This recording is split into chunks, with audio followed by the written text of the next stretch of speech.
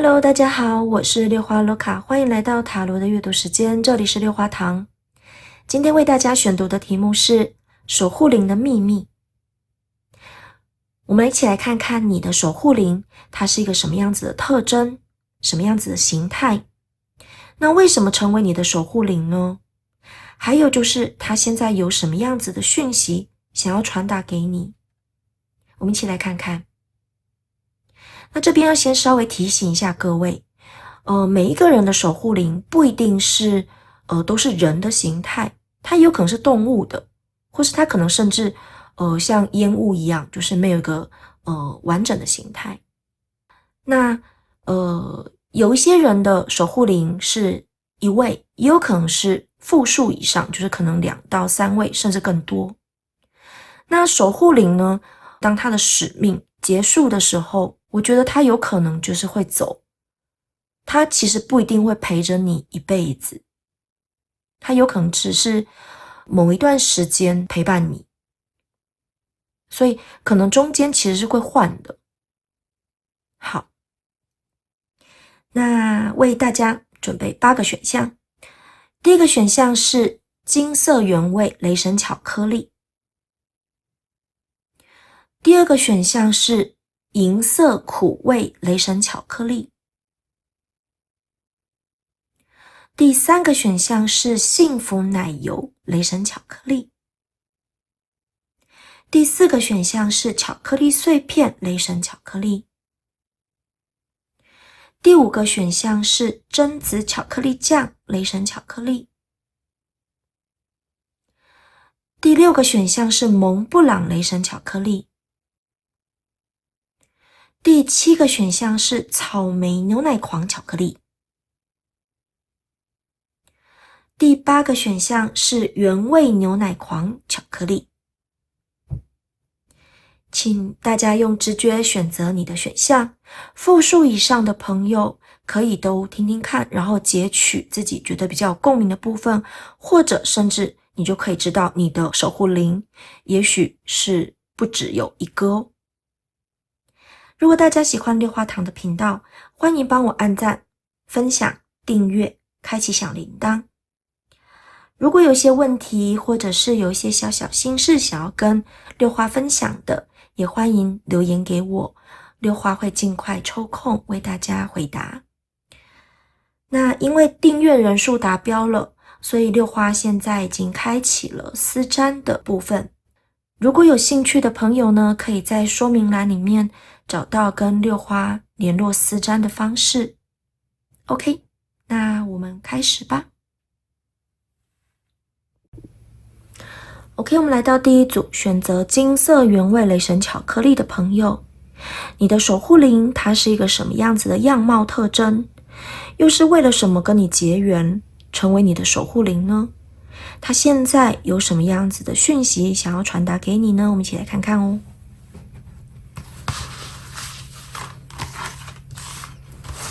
我们先把需要的牌都抽出来。要请大家稍等一下哦。如果觉得洗牌抽牌的时间想要跳过的朋友，请在说明栏里面找到时间戳记，直接跳过好吗？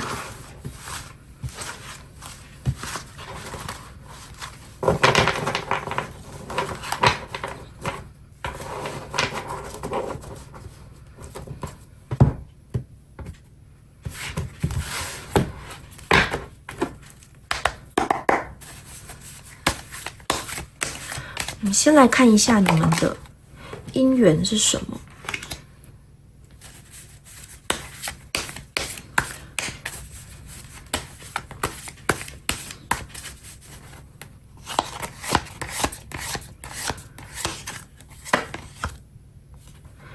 那六花会比较倾向于多一点就是灵感的部分。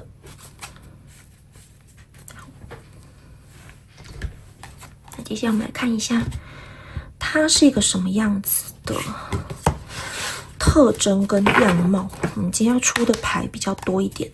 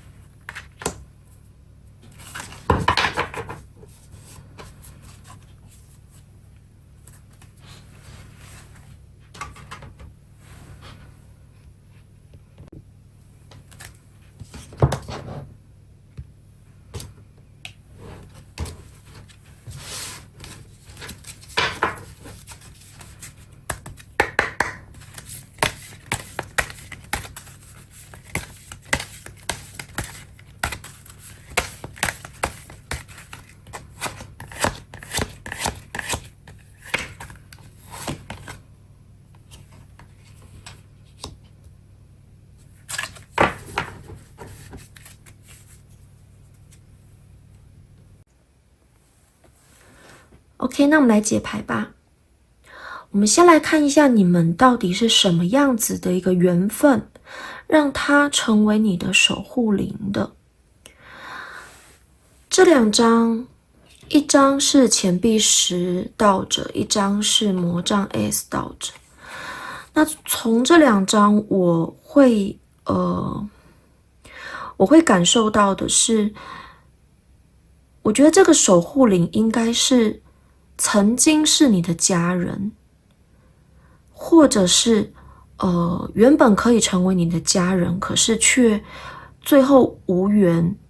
继续下去，无缘成为你真正家人的一个生命，一个灵魂。那这很有可能是，例如说可能是你已经过世的爷爷奶奶，或者是可能之前曾经很疼爱你的长辈，某一个长辈。那也有可能是之前你们家小时候，或者是你之前曾经很疼爱的宠物。那也有可能一些比较特殊的状况，例如说可能之前怀了孕，但却没有能够留住的宝宝。那我觉得会是一个很像是之前很像是家人的一个存在，或者是对你一个很爱护的，但却之后因为已经没有办法留在这个空间了，没有办法留在这个次元时空，所以他只能够以另外一种方式陪伴你。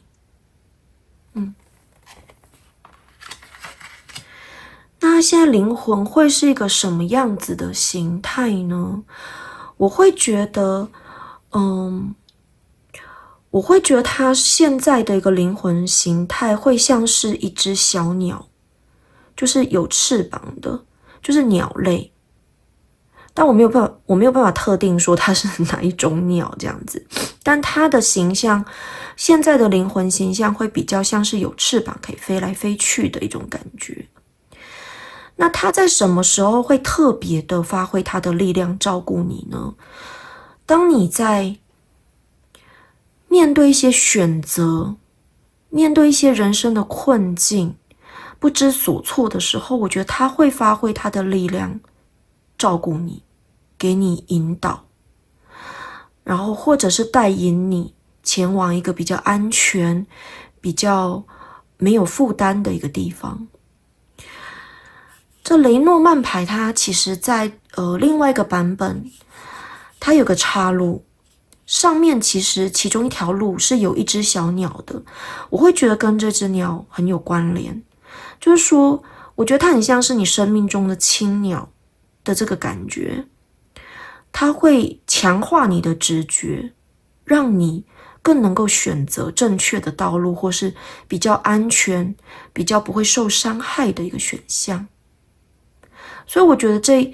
选择这一个选项的朋友，你的直觉应该都特别准，而且在那种生命攸关，或者是真的是已经快要走到绝境的时候，你往往可以绝地逢生，或者是会有一些好运，没有选到最糟的情况哦。就你的直觉应该是很准，或者是你可能一看到某种情境或某个人，你就会觉得不行，我觉得这个人不 OK， 或是这个情境感觉再这样下去可能会有很糟糕的事情发生。我觉得你的直觉非常的准确。 OK， 那他在你什么样子的情况下状态会是最好的？我觉得他的灵魂状态是最安定最稳的，就是当你他最希望你啦，看到你是例如说在金钱、时间，或者是在身心灵上是一个比较充裕、比较舒适、存在一个安全的空间的状况之下，他会连带着他的灵魂的一个状态是会比较安定的，比较不会躁动的。所以建议选到这个选项的朋友，尽量让自己例如说时间不要都弄到很赶，尽量有约或者是有一些像例如说交报告、交作业、交什么东西的一个 deadline， 尽量自己稍微往前推一点，不要每次都把自己逼急了。还有就是金钱尽量还是要有一定的底，就是不要尽量不要乱花，或者是尽量每个月或是每个期间你自己可以存一笔钱或是保留一笔钱，比较不会弄到你自己内心很不安这样子。那你只要不安，其实会削弱他的能量，他的力量。所以尽量让自己有后盾，有靠山，或者是让自己不要那么慌不安的这种情况发生会比较好。你看这个鱼它旁边有一个宝箱，有没有？就是它对于就是有一定的那个怎么讲，就是家底有一定的后盾家底，会比较安心，这样子才能够自由自在的出去闯荡，这样子会有这种感觉。好，那他想要跟你传达的一个讯息是什么呢？我们先来看一下蜜蜂好了。这小蜜蜂呢，它感觉到你常常会认为自己比较没有自信，不知道自己在干嘛，或者是说觉得自己渺小，然后好像至今都没有做什么很厉害的事情啊，或是你常看到周遭人好像都很棒，可是自己好像什么都没做，还没开始。但是其实他最主要意思是他想要告诉你，你其实有很好、很棒、很独特的自我价值，只是你有时候你没有察觉，那你需要多多的去认可自己、肯定自己。就像蜜蜂，它虽然那么小，它其实是一个非常非常重要的存在，但它自己可能没有意识到，它每天在做的一些事情，其实是对这个世界是有贡献的。那千万不要就是看低自己，他希望你要去察觉自己的可能性，然后给自己自信。OK， 那这一章，好，这一章是疗愈。他说，如果你最近开始想要做某些事情，例如说你想要去学习一些什么东西，或者是想要转换跑道，或者是你有想要去实现你自己的一些梦想，他说你的答案是好，没有问题，你绝对可以成功，你可以去做，你放心，你已经具备了达成某一些目标，或者是去做某些事情的一个要素，所以他认为你已经准备好了，你随时都可以行动，不要担心，就他会照看你。而且他觉得，如果你有接下来想要做某些事情的话，我觉得你勇敢的去做，完成了之后，就你会往上提升，而且就是一次那个维度跳得还蛮大的这样子。所以很好哦。不要再想了，赶快行动，好吗？好。你看，你其实就是被很多的爱包围，而且这个太阳其实真的就是很像你。其实你是，很闪亮的，很耀眼的，然后很温暖的一个很好的存在。然后你会吸引到很多很多的人围绕在你的身边，而且是好的能量，好的人事物在你的身边。所以如果你有想要去做什么事情，你就勇敢的去做。那做了这件事情，你会吸引很多很多很棒的人事物过来你的身边，然后你也会渐渐远离你的这些黑暗，还有就是一些你可能不安的地方，或者是你之前想要舍去的一些不好的过往，我觉得你会慢慢离开这些东西。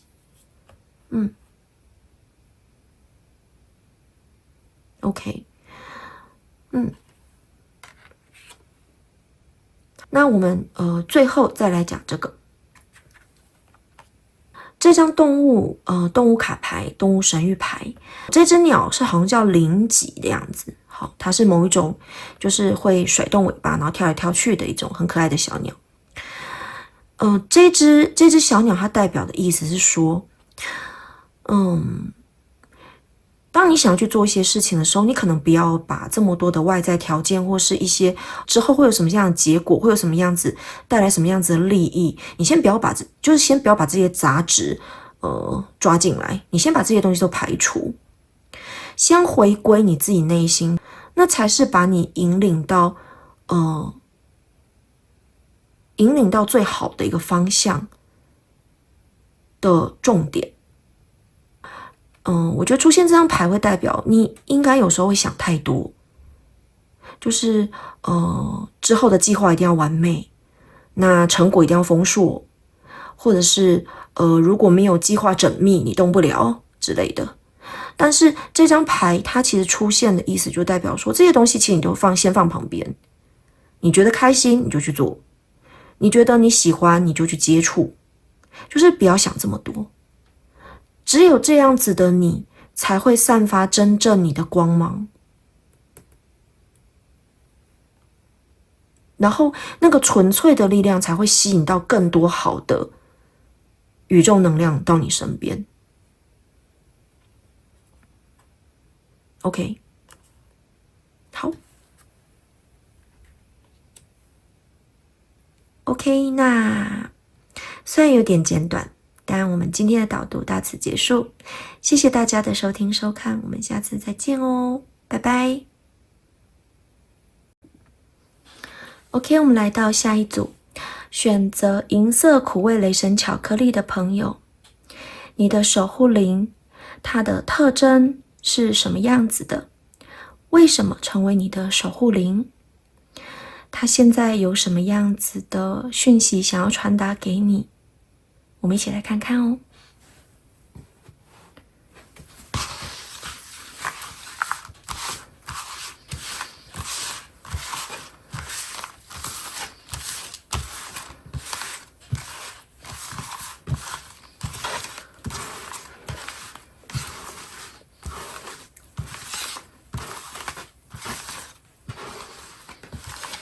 今天我们会抽比较多张牌，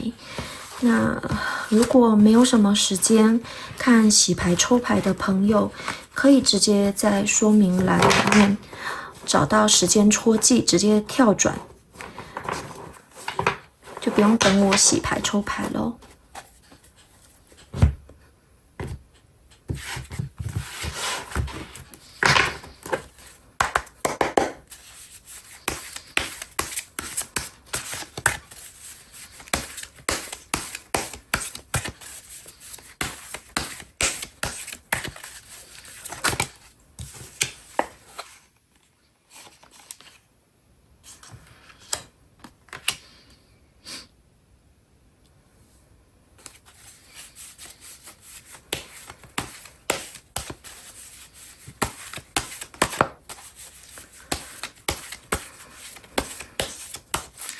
这个 The Tower 我再补充一张。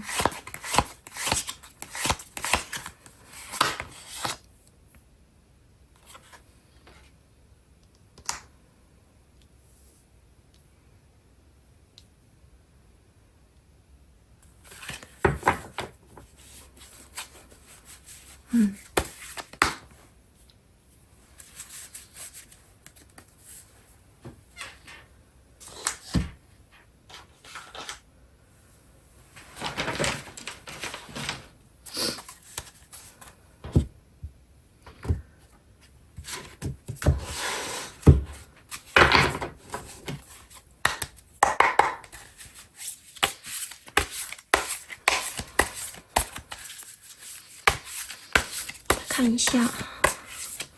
他现在的一个灵魂形态是什么样子的。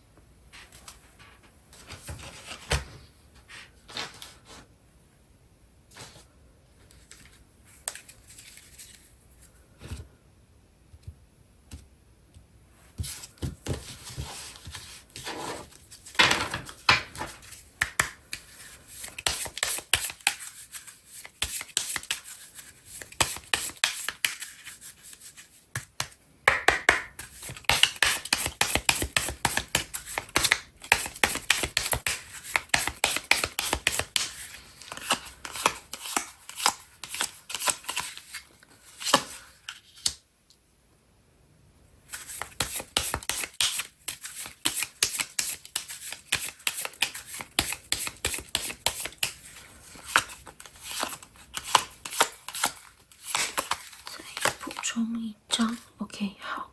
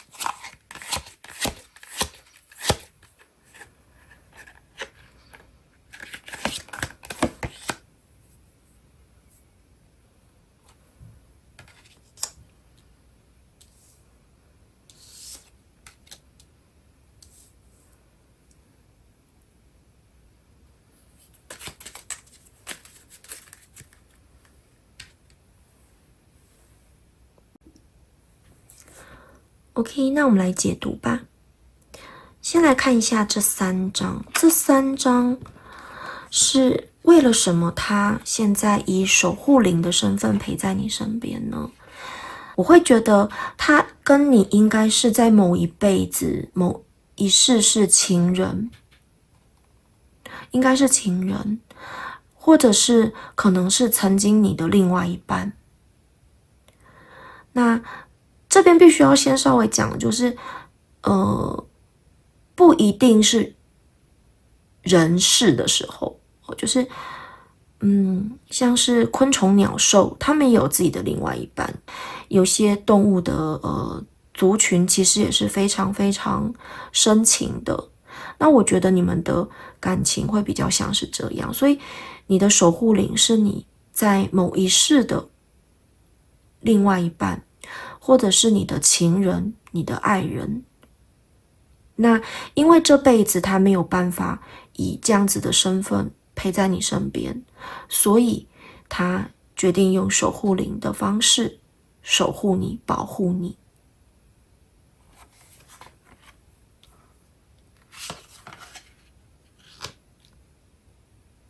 接下来我们来看一下，它是以一个什么形态在你身边的。那这边出现章鱼，有人讲说，等一下六花，章鱼吗？会不会有点太崭新了？这边我觉得应该讲的是章鱼的特性。我觉得它可能现在的一个形态没有一个固定的形态，因为其实章鱼它会去模仿周遭的人事物，我觉得它会，例如说附着在岩石上，它就是岩石。所以我觉得我会觉得啦，它基本上是一个没有固定形态的。那你最近喜欢什么样子的东西？我觉得它的形态就会比较倾向于去模仿那个东西。例如说，如果你有喜欢的幸运小物，或是如果你有你喜欢的布偶，你有很喜欢的宝石或是饰品，我觉得它的形态就会很像是那个。但是它的模仿的那个形态比较倾向于是无生命的，比较是无生命的，就不是生物这样子，也不是人。那如果他没有在模仿这些东西的话，我觉得他基本上就是一个光这样子。OK， 因为你看它旁边这个就是光芒的感觉这样子。OK， 那它基本上在什么样子的时刻会比较多的去引领你、引导你，或是协助你呢？我觉得会是，这边我觉得会是要分两边讲，一边就是如果你是女性的听众，你是女性的观众朋友，那我觉得，你在面对你自己的时候，例如说，假设你在怀疑自己，或者是你可能正在思考你自己以后人生的道路，或者是你可能正在，例如说塑造你自己的一个新的自我的时候，或者是你可能被周遭影响，你就快要失去你自己的时候，它会引导你回归到真正的自己。那女性的听众还有第二点，就是这一点可能跟男性的听众应该是有共通点，就是它会加强你们在感情上面会比较顺遂一点。例如说，可能对于这个感情，对于这个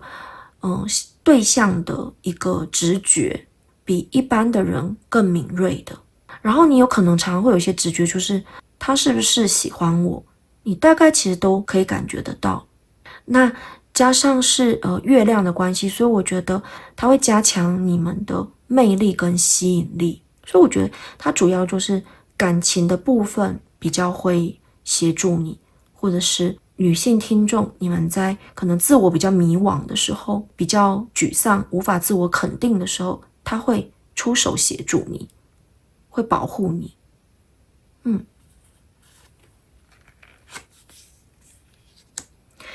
好，那我们接下来看你在什么样子的状态之下，它的能量体会是更强大、更闪亮的。我觉得它的能量体会是状态更好的。这边有分几个层次哦。第一个层次是，因为是花束，所以我觉得当你收到一些别人的称赞，收到一些人家给你的礼物，因为别人给你的好，然后你得到了肯定，感受到别人对你的喜欢的时候，那种雀跃跟开心会让它更加强大。然后再来就是当你把自己的外表整理好，就是例如说你把自己整理得很美或是很帅气的时候，你的状态是好的时候，外在有外在的一个状态是好的时候，我觉得它就会发挥它更强大的一个能量。然后再来就是呢，因为是花束，所以我觉得你例如说接触一些艺术的东西、美的东西，然后或者是有香味的一些东西，就是你喜欢的一些香味的东西，我觉得它也会会比较强大。所以我建议就是选择这个选项的朋友，可能你周遭的环境还有你自己尽量就是打理得干净整洁，然后不要有一些异味，或者是就是不要太邋遢这样子。这样子的话，我觉得它就能够发挥它很强大的一个能量，去守护你想要的爱情，或是能够让你自己的内心更加的稳固。如果是女性的听众的话，那香味的话，我会觉得不一定是一定要擦香水，或者是你知道不一定要点什么香氛。例如说选择自己喜欢味道的洗发精之类的也可以，这样子。OK， 好，那我们来看一下他现在有想传达给你什么样子的一个讯息。那我们这一张神谕牌是窗户，那这张窗户出现，我觉得你接下来可能会遇到一些很好的人事物，会来一些很好的消息，或者是会有一些好的事情发生，他请你准备好，你即将要看到一个新的世界、新的领域了。那之后可能也会有契机，会去认识一些完全不可能会出现在你的生活周遭或者是交友圈，可是你却跟这群人成为了朋友，或是就进去了那个交友圈。那个交友圈是很美好的，对你来讲是一个新的世界，是一个可以拓展你视野的一个很好的领域。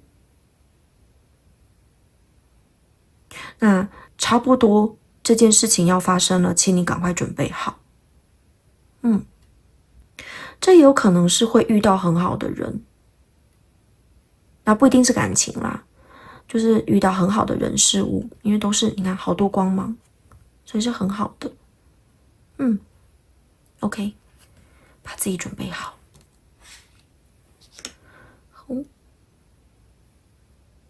想说要准备什么？例如说，先把自己的状态准备好啦，就是不要让自己每天灰头土脸的，或者是就是太邋遢。然后，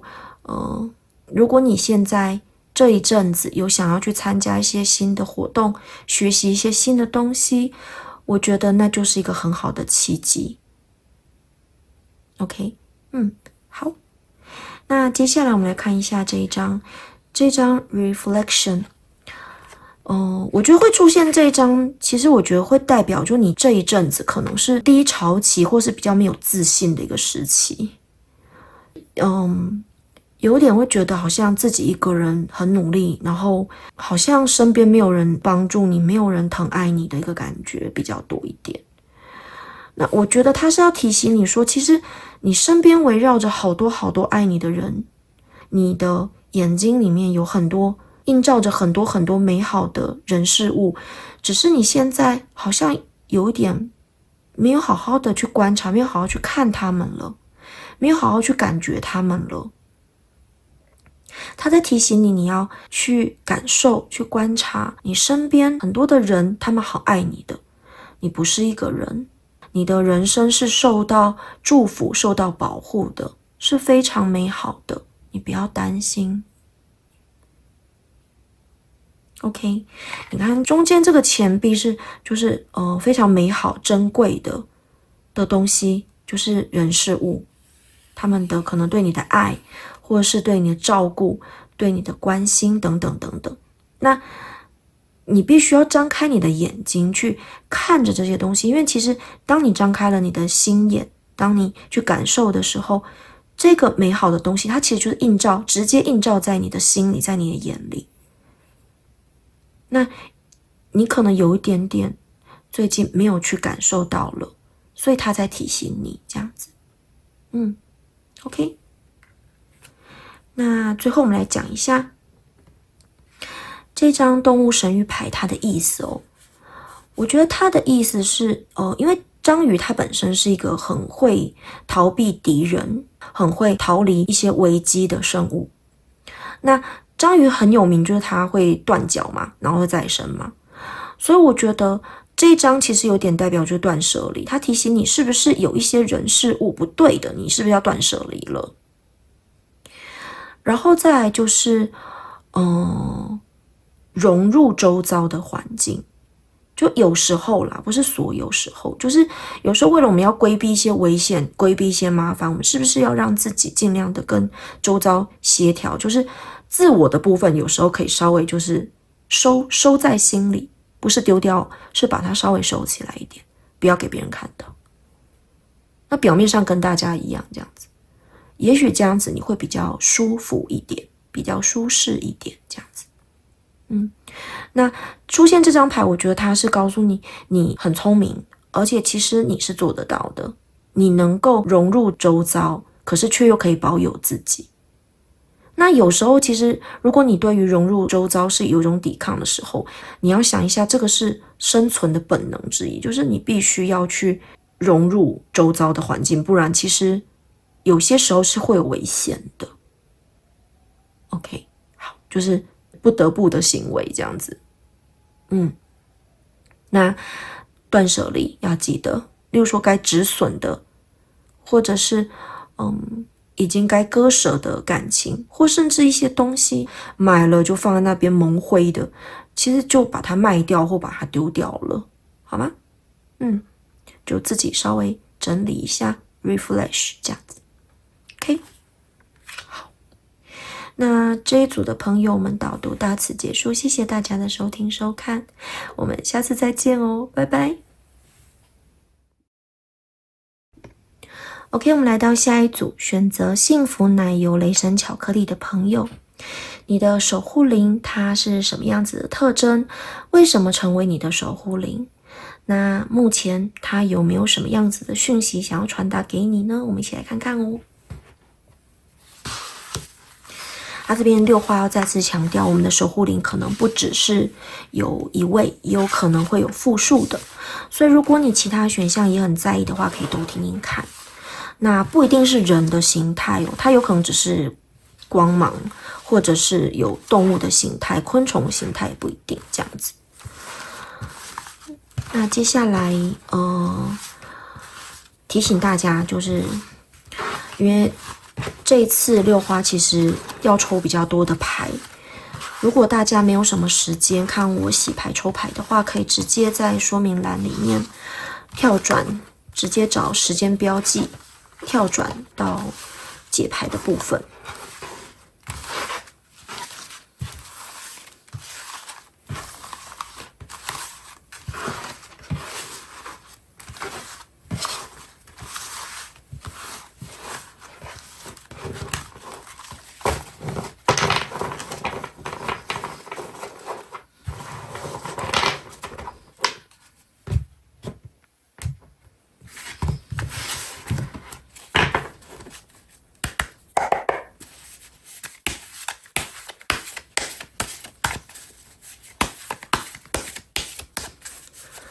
我们先来看一下你们是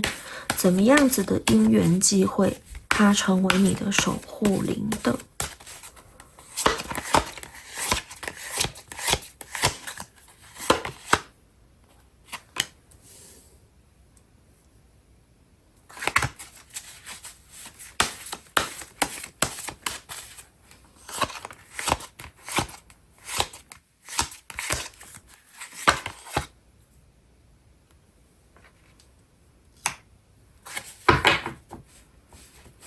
OK， 好。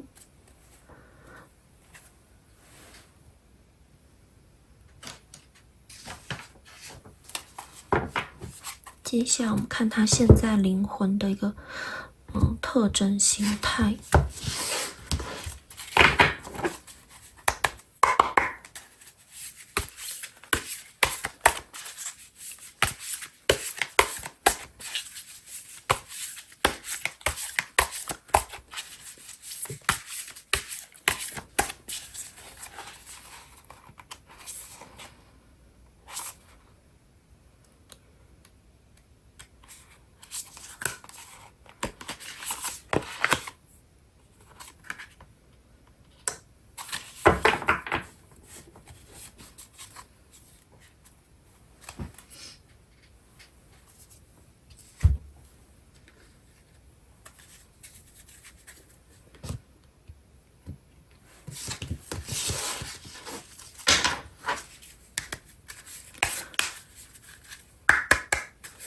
又是章鱼耶，我们其实有另外一个选项，也是章鱼的一个特征形态。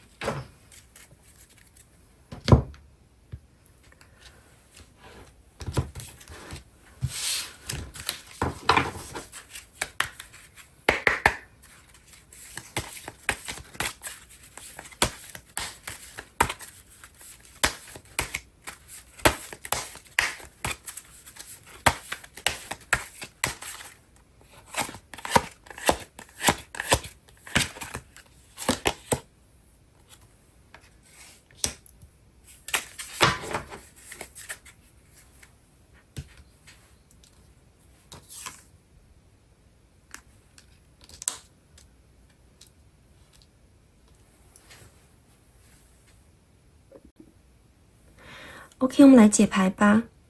那我们先来看一下，你们是以什么样子的姻缘，让它成为你的守护灵呢？ OK， 我们来看一下这两个。这两张加在一起，我觉得会有两种可能，一种是你们可能在某一世是兄弟姐妹，就是家人，可是平辈的，所以有可能是你的哥哥姐姐，那一世的哥哥姐姐，或是弟弟妹妹，或是例如说可能关系比较好的表兄弟姐妹、堂兄弟姐妹这种感觉，就是很好的同年龄的家人。那另外还有一种可能就是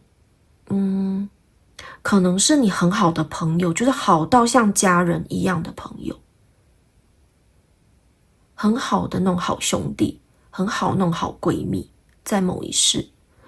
就是你有什么样子的状况，什么样子的问题、危险干嘛的，他就直接就骑着马就奔向你的那种感觉，就是为你两肋插刀的感觉，这样子。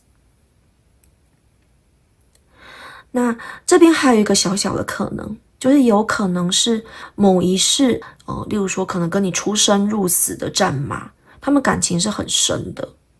OK，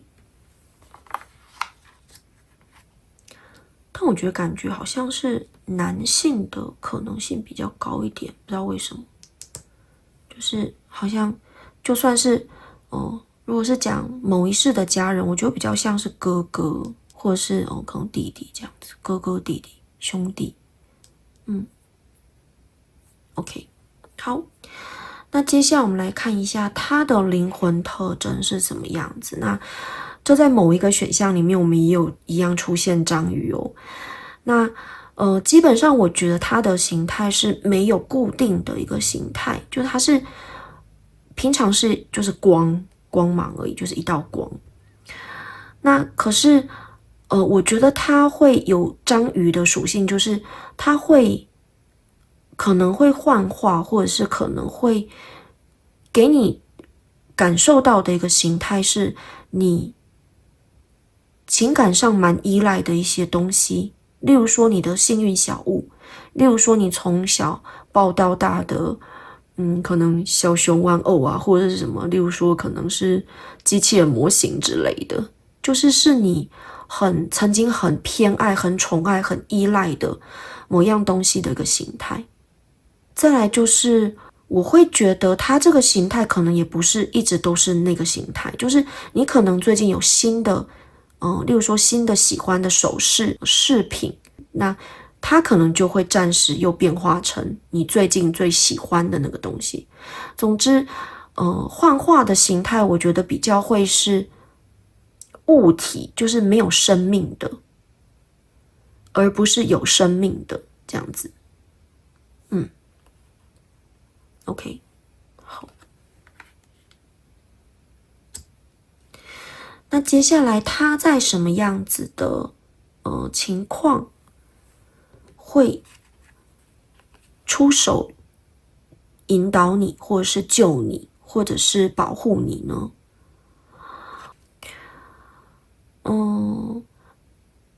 因为是月亮跟船，所以我觉得他可能我觉得你可能从小会不会觉得你跟国外或旅游其实还蛮有缘的，或是外国人的朋友很多之类的，或是你可能有比较多的旅游的经验。那在你可能会需要长途旅行，或者是需要远距离的去沟通一些事情，处理一些事物的时候，他特别会协助你，让这些事情顺利，让你在旅途之中并不会受伤，或者是有一些意外出现这样子。那另外因为月亮的关系，我觉得他可能也引导你，或是辅助你，让你对于一些创作、创造，或是对一些美的直觉会特别的敏锐，你可能会对一些创造的东西或者是制作一些东西还蛮擅长的。因为我觉得他有在就是感觉在辅助你、协助你、引导你去走创造或者是制作什么东西的这一块。因为月亮它其实很重要的是就是美学或者是艺术相关的一个能量。那我觉得它其实是有在强化你这个部分，还有就是旅游相关的这样子。OK， 那我觉得出现月亮的话，总感觉它好像在晚上可能会比较能量体会比较强大一点，这样子比较会发挥它的力量，这样子。所以可能搞不好你常会被人家说，就是你很有旅行的命这样子旅游命这样。OK， 那接下来他在什么样子的状态之下，能够让他的能量体更稳固、更强大、更闪耀？我觉得你是在做自己的时候非常开心的，非常自然的呈现自己的时候，这个时候他的能量体是会非常强大的。然后很确定自己在干嘛的时候，很确定自己要什么的时候，他会特别的强大。这个我有一种感觉，就是留学或游学，就例如说去有比较可能几率可能没有很高，但是我觉得有一部分是，例如说他可能会引领你、引导你去，例如说就是去海外，去或者是外地去学习设计、艺术或者创作相关的领域的东西。总而言之，我觉得你应该跟外国还蛮有缘的，这样子。OK， 那我们来看一下，他有什么样子的讯息想要传达给你。那这张是花朵，那花的话呢，如果你是已经努力很久、积累很久，等待一个好的消息、好的结果的时候，那如果是这样子的一个情况之下，我会觉得你接下来将会迎来好的消息 ，good news。那如果你的情况是，例如说可能一直都觉得周遭的人很闪亮，周遭人都很棒，然后才华洋溢这样子的话，那他是在告诉你，在提醒你，我们可以把周遭的这些人的他们的长处把它给学起来，我们可以去学习他们，把这些东西实际用在自己的身上。先想要怎么样子把自己也变好。当你在羡慕别人，或是你可能在觉得别人很棒，自己却没有很有自信的时候，这个时候你第一个要做的就是先观察，好好的观察他们是什么样子的。那我们要怎么样也可以变成跟他们一样？有没有他们的某些优点，我们是可以直接采用的，这样子。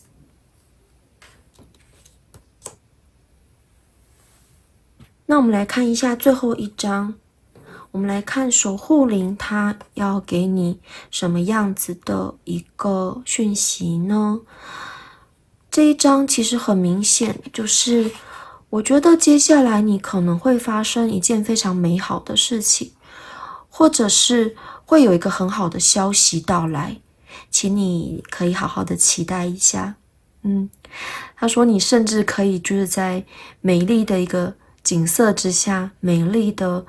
云朵之下跳舞一般，所以就代表你收到这个消息，收到这个讯息，应该会非常的开心。很棒哦。那我们最后来看一下这动物神谕牌。这章鱼的话，我会认为，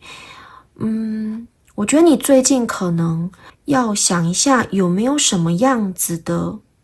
事情是需要你断舍离的。当你在可能接受到这个好消息之前，我觉得你可能要，可能也包括这张花的讯息，就是我觉得你可能要稍微过滤一下，你身边到底什么东西是不要的，那你需要再把什么样子一个好的能量抓进来。所以我觉得你可能需要，最近你可能需要调整、重整一下你自己，可能生活作息，或者是你的周遭的环境，可能需要重新的整顿，需要断的，需要舍的，需要离别的人事物，如果有的话，尽量快刀斩乱麻，把它们给排除掉。因为章鱼它其实是利用这种就是可能断尾求生的一个方式，可以逃过一些危险。所以我会觉得你可能真的要很小心，就是会不会有什么样子的事情，如果你一直没有去处理，不好的人事物一直存在你的身边，它之后可能会造成你的危机，或者是会成为你的累赘。那另外这个花的意义，我觉得跟章鱼的我们刚刚讲，就是它会变化成周遭的事物的这个能力，我觉得其实也有一点共鸣，就是如果你有发现你周遭有一些很好的人，很成功的人，很棒的人，你仔细观察他们到底有哪些地方是值得你学习，值得你去模仿的。我觉得你把它给学起来，然后应用在自己的身上，我觉得会很好。然后再来就是因为是章鱼，所以你的守护灵是觉得你真的是非常聪明，而且你也是可以做到这件事情，你可以进对应退的很好的。所以他其实我觉得他并不担心你，只是可能要小心一点，不要因为自己的善良或心软就没有去断舍离。然后另外就是不要对自己没有自信，你要多多的去观察别人的成功，别人的美丽，别人的帅气，别人的才能，他们是怎么样子去做的，怎么样子才能够得到手的，你也可以试试看，说不定你可以运用的比他们更好。OK， 好。那这一组的朋友，我们的导读到此结束，谢谢大家的收听收看，我们下次再见哦，拜拜。OK， 我们来到下一组，选择巧克力碎片雷神巧克力的朋友，你的守护灵是什么样子的特征？又为了什么样子的原因成为你的守护灵？他现在有什么样子的讯息想要传达给你呢？我们一起来看看哦。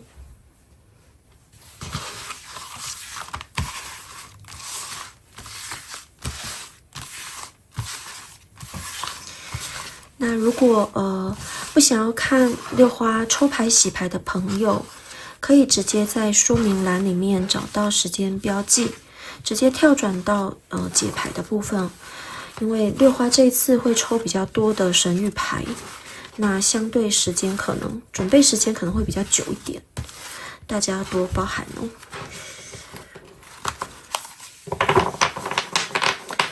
另外也要提醒一下大家，就是守护灵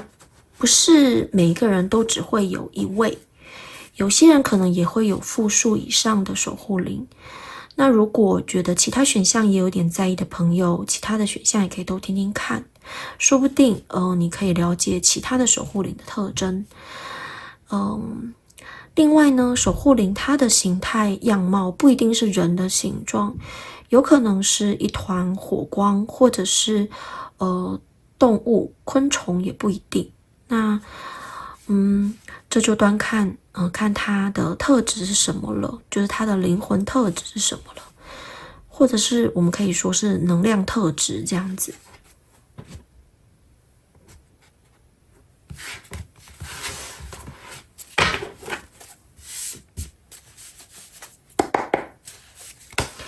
我们先来看一下，它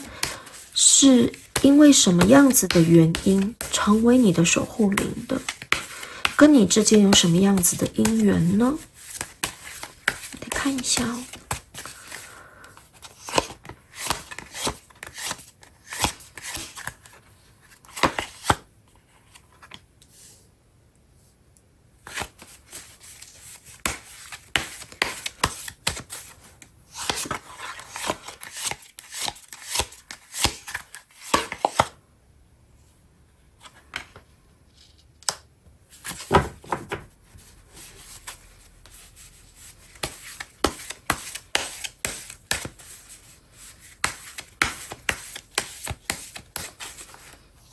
这一张补充牌，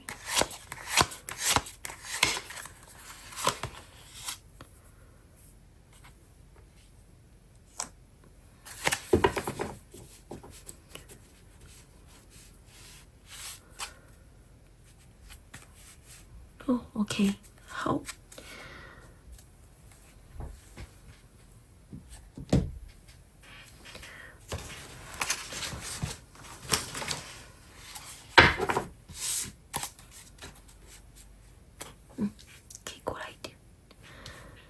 那我们接下来看一下，它有什么样子的能量特征？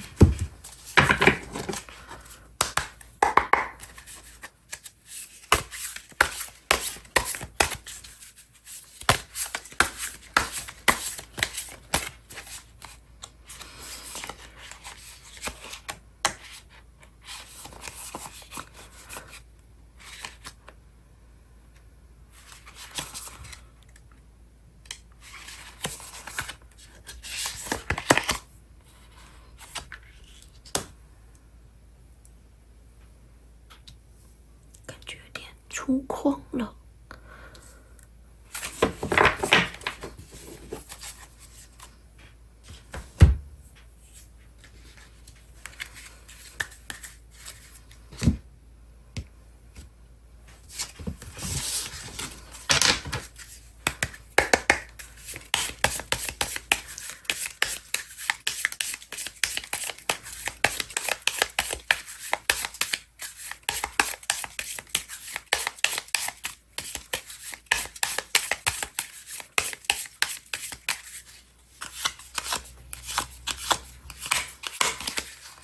接下来是看他在什么样子的情况之下会给你一些帮助支援。那他又比较喜欢你在什么样子的状况之下，就是当你存在于什么样子的状态，他的能量体会变得更强大。我们来看一下哦。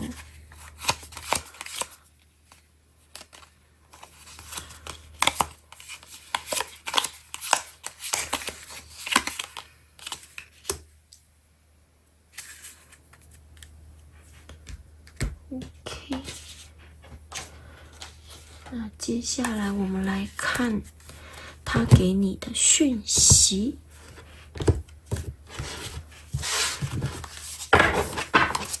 这两张都是爱耶，都是 love。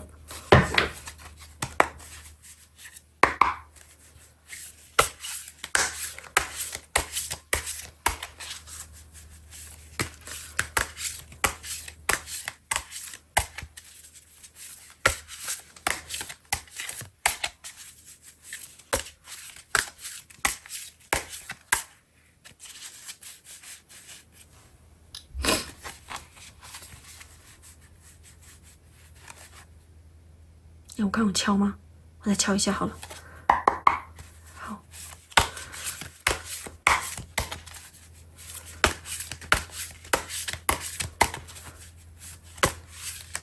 刚一时之间被这两张 love 给吸引住，忘了自己有没有敲了，忘了自己有没有敲门。等等哦。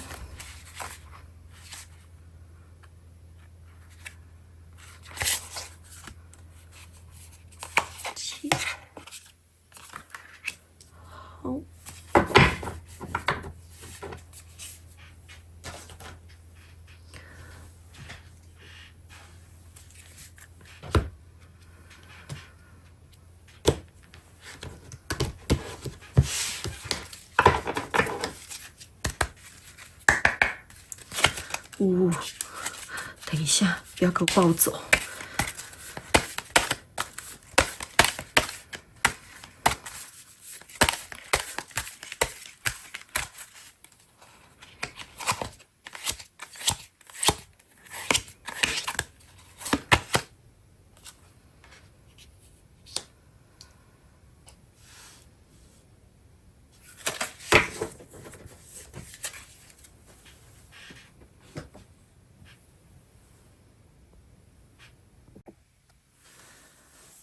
OK， 我们来解牌吧。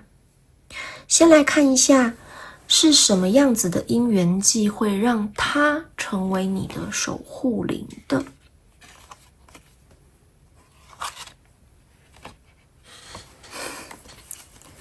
这张太阳是钱币9的补充牌。好OK， 我觉得他在某一世，你们2个人曾经在某一世有相遇过。那在那一世，我觉得他可能是你的追随者或是崇拜者。这有点有可能是例如说就是你是他的像偶像一般的存在。你看，你就像他心里面的太阳一般这样子，就是永远就是在那里闪亮，然后美好，然后耀眼完美这样子。那他就是一个小小的迷妹粉丝的那种感觉这不一定是女生就是有可能有男有女这样子。那就是小随从的感觉，就是小跟班的感觉这样子。那也有可能是例如说你是他的上司，或者是你是他的老师，可能也不一定学东西啦，有可能就是单纯就是在他的心目中你很像他的人生导师。这也有可能就是有什么事情他可能都会跟你问，然后只要跟你问了一定会得到很棒的解答，或是很正面的一个能量方向这样子。那我觉得他在那一世是对你是憧憬，然后崇拜，然后很喜欢的那一种，但是他不敢对你有什么非分之想，因为你对他而言就是像神一般的存在，女神一般的存在这样子。但是他就会默默的躲在旁边，就是守护你，看有没有人会伤害你、欺负你、让你伤心的那一种。很像是你的骑士团或是禁卫队的感觉。好可爱哦 OK， 但是他自己会觉得就是自己很卑微，没有办法配得上你。他是你的安慰是不是？我觉得就很妙很妙，对，就是粉丝这样子 OK。 好，很可爱。所以我觉得他可能这辈子也希望能够守护你的幸福，能够守护你，能够让你做自己。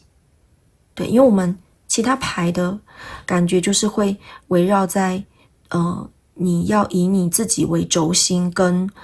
感情的这个部分。所以我觉得他这一辈子是要来守护你的感情，跟你能够继续做你自己。禁卫队的感觉很可爱哦。好，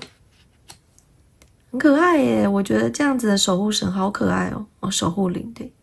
守护神跟守护灵一样啦。OK， 好，那我们来看一下他的灵魂特征或是能量体的一个样貌我会觉得他他现在的一个灵魂特征会比较像是就是一个镜射的感觉，所以会比较像是幻化成你的样子。就他虽然是你的守护灵，可是他的形态样貌是直接 copy 你这样子，就外貌啦，就他变成你的那个形态样貌这样子。而且我觉得是在你很好的状态的时候的你，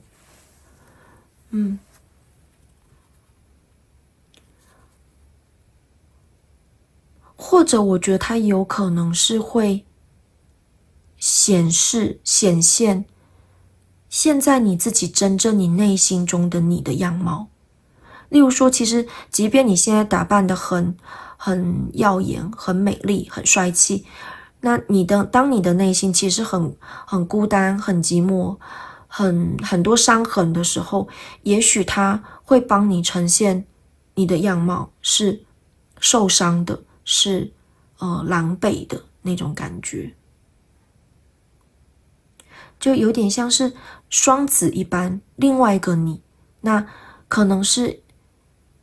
表现出最好的你，或者是当你的影子把你真正的自己显化出来的那种感觉。那他在什么时候会特别的协助你或者是保护你呢？我觉得是你在谈恋爱的时候，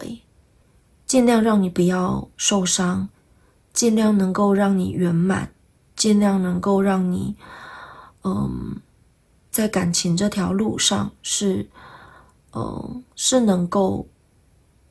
不要太坎坷的。那也有可能就是我觉得它的存在基本上就会造成你有很多很多的桃花。我不知道选到这一组的朋友是不是其实蛮万人迷的就是其实蛮多人喜欢你的。或者是可以说人缘很不错这样子。OK， 好，所以会在你的感情上面特别会发挥力量。好，那我们来看一下这一张 The Mountain 好山，它是代表什么时候它会特别的 power up。那我会觉得就是当你面对一些困难或试炼的时候，它会变得特别的强大。我觉得这个跟这个很像，就是当你遇到一些危机，或是你面对一些苦难、试炼的时候，你看它跟这个鹿很像，有没有？就是它会随时待命要过去协助你，要帮你，所以他那个时候我觉得他的精神会是紧绷的，然后他会让自己的能量体是非常非常的纯粹的、强大的，然后会想要保护你，不让你受任何的痛苦或委屈。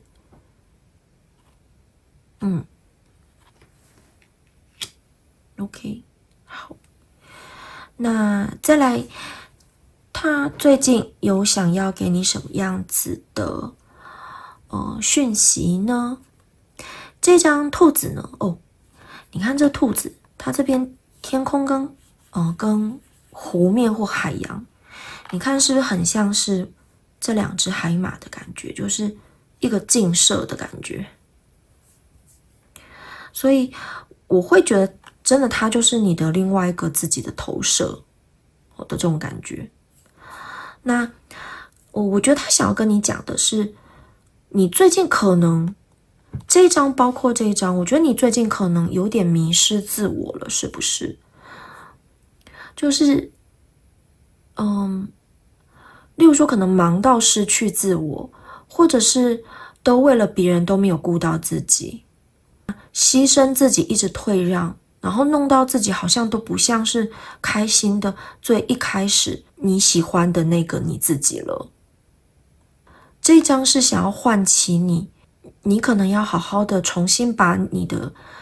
轴心重心回归到自己，你到底要什么？原本的你是一个什么样貌的？真正的你该是什么样子的？我觉得你可能最近要稍微调整一下哦。好。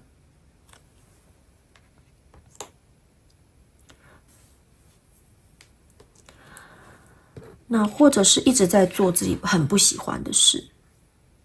也有可能。那这一章呢，这一章也是讲一样的事情，就是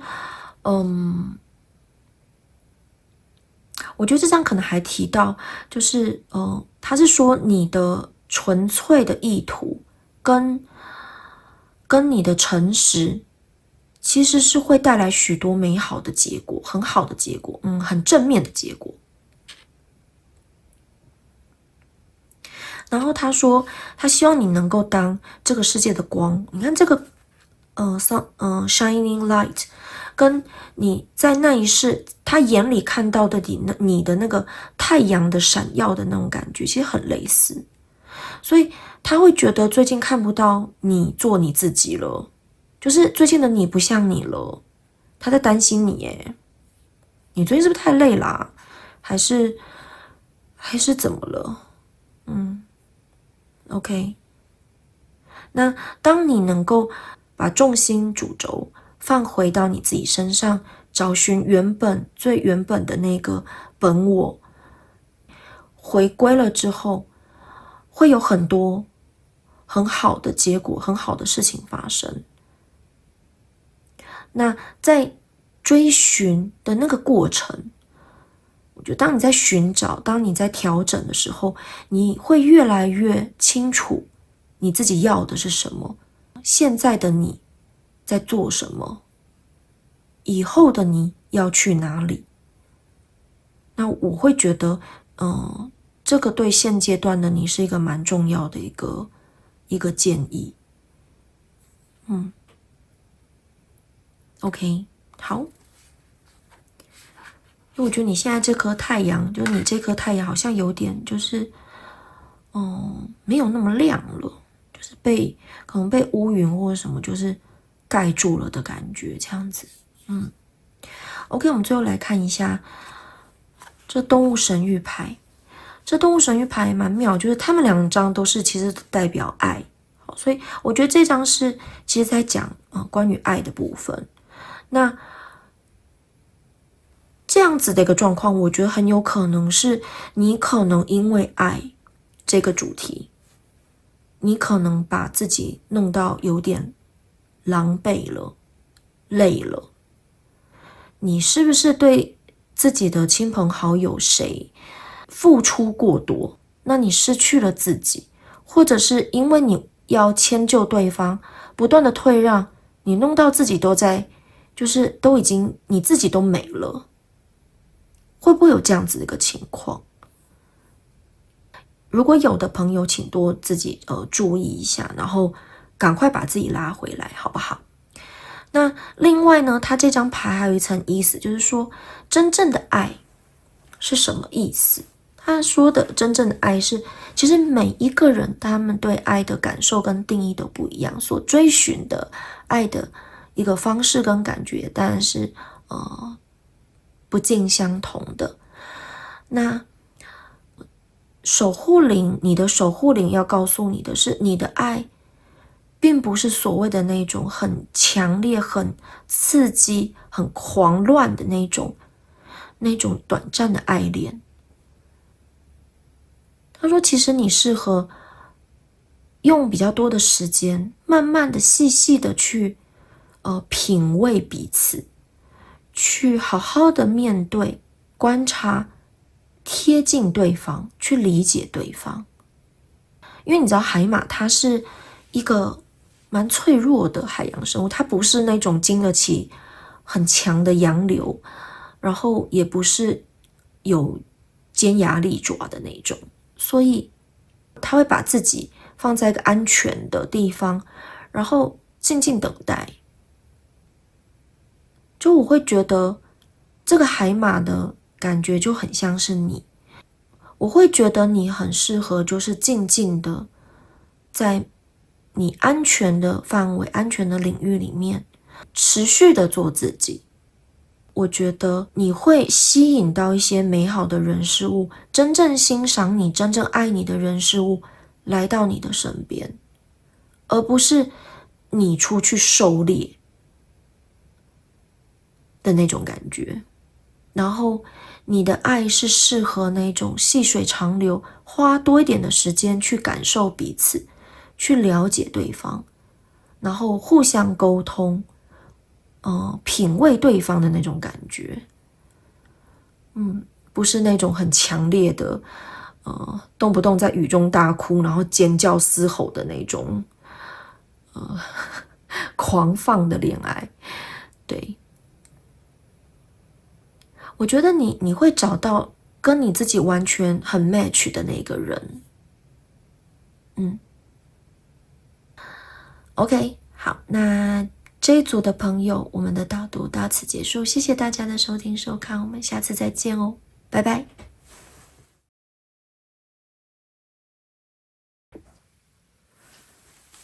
OK， 我们来到下一组，选择榛子巧克力果酱、雷神巧克力的朋友，你的守护灵它有什么样子的特征？那为什么成为你的守护灵？现在有什么样子的一个讯息，你的守护灵想要传达给你呢？我们一起来看看哦。那现在外面下了雨，所以六花觉得有点冷，搭了一件外套。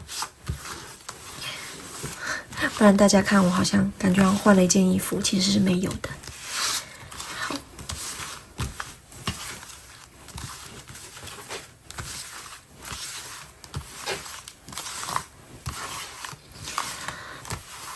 这一次的卜算六花会洗牌之外，还会抽比较多样的牌，所以如果比较没有时间的朋友，可以直接在说明栏里面找到时间戳记，直接跳转到解读的部分哦，比较不会需要花时间看我洗牌。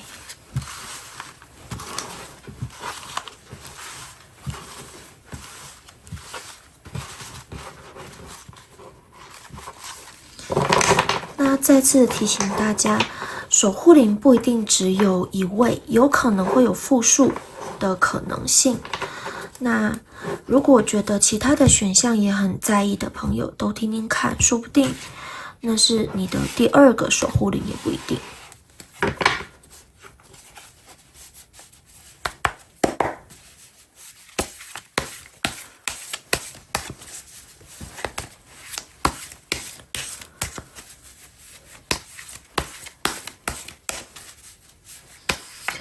OK， 我们来看一下是什么样子的因缘际会让他成为你的守护灵呢？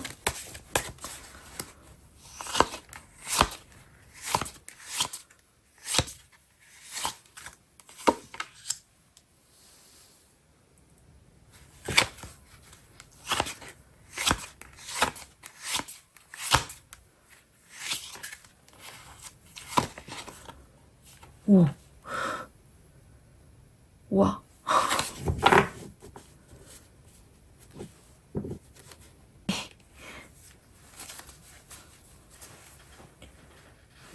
你的卡片没地方放。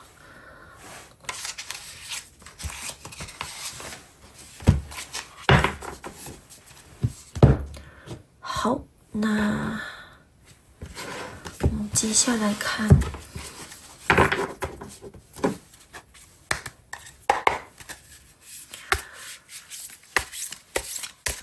我们来看一下他现在目前的一个灵魂或者是能量体的一个形态是什么样子的。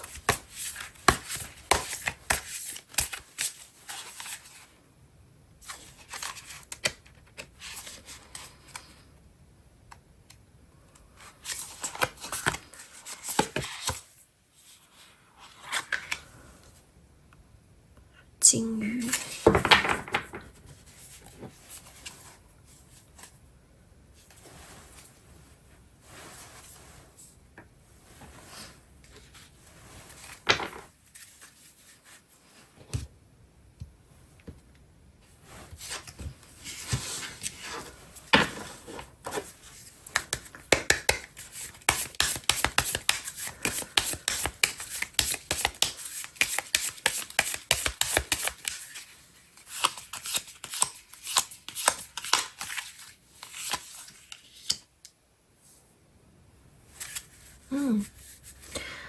这个 bird 的意思跟 communication 其实是有共鸣的。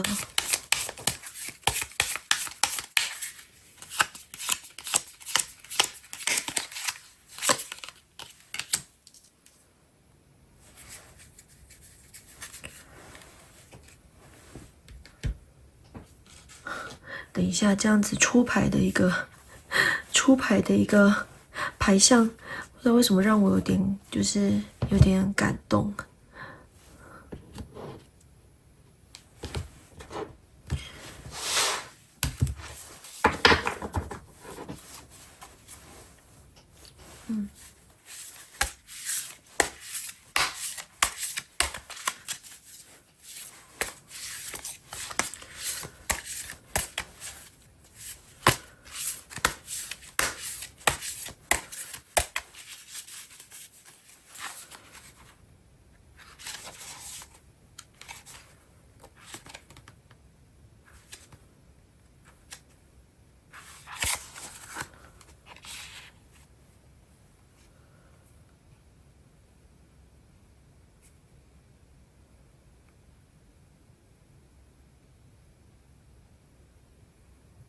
哦天哪，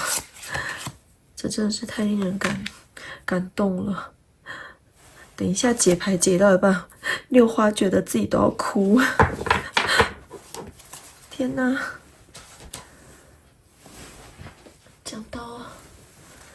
讲到父母，特别是讲到母亲，大家真的是。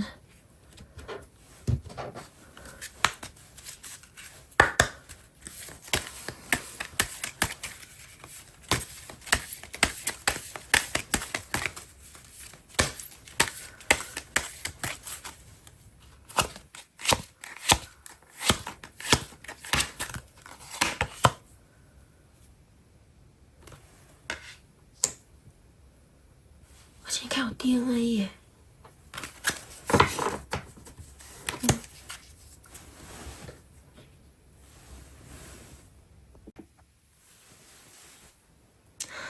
！OK， 我们来解牌吧。我们先来看一下是什么样子的缘分，让它成为你的守护灵。OK， 这两张，一张是女帝，一张是太阳。那为什么刚才六花在抽牌的时候就说是父母？因为其实一般可能有接触过塔罗的朋友大概会知道，我们一般讲到父亲在塔罗牌里面通常是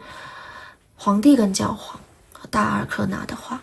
但为什么会加了一个太阳呢？太阳没有这个意思啊，这样。对，可是因为六花是学过紫微斗数的，好，所以有时候我会把太阳直接连接成父亲，是因为紫微斗数里面的太阳本身是代表父亲，那月亮的太阴是代表母亲，所以我会很直觉的，在我自己有时候啦，就是卜算的时候，我会把太阳也会加入父亲的那个意思。这样子算是我自己一个独特的解牌方式。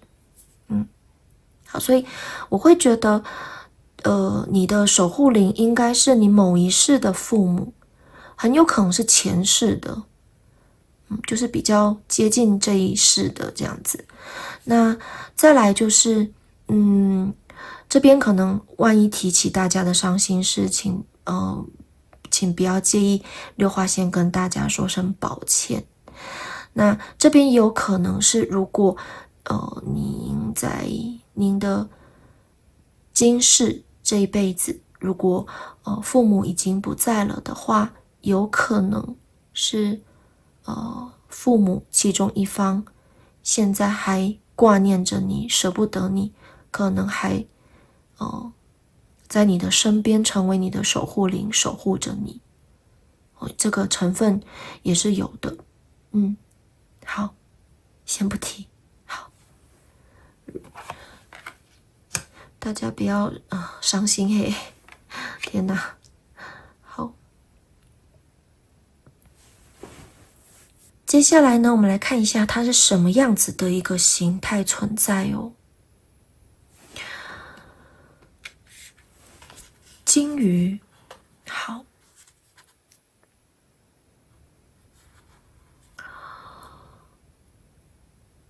我会觉得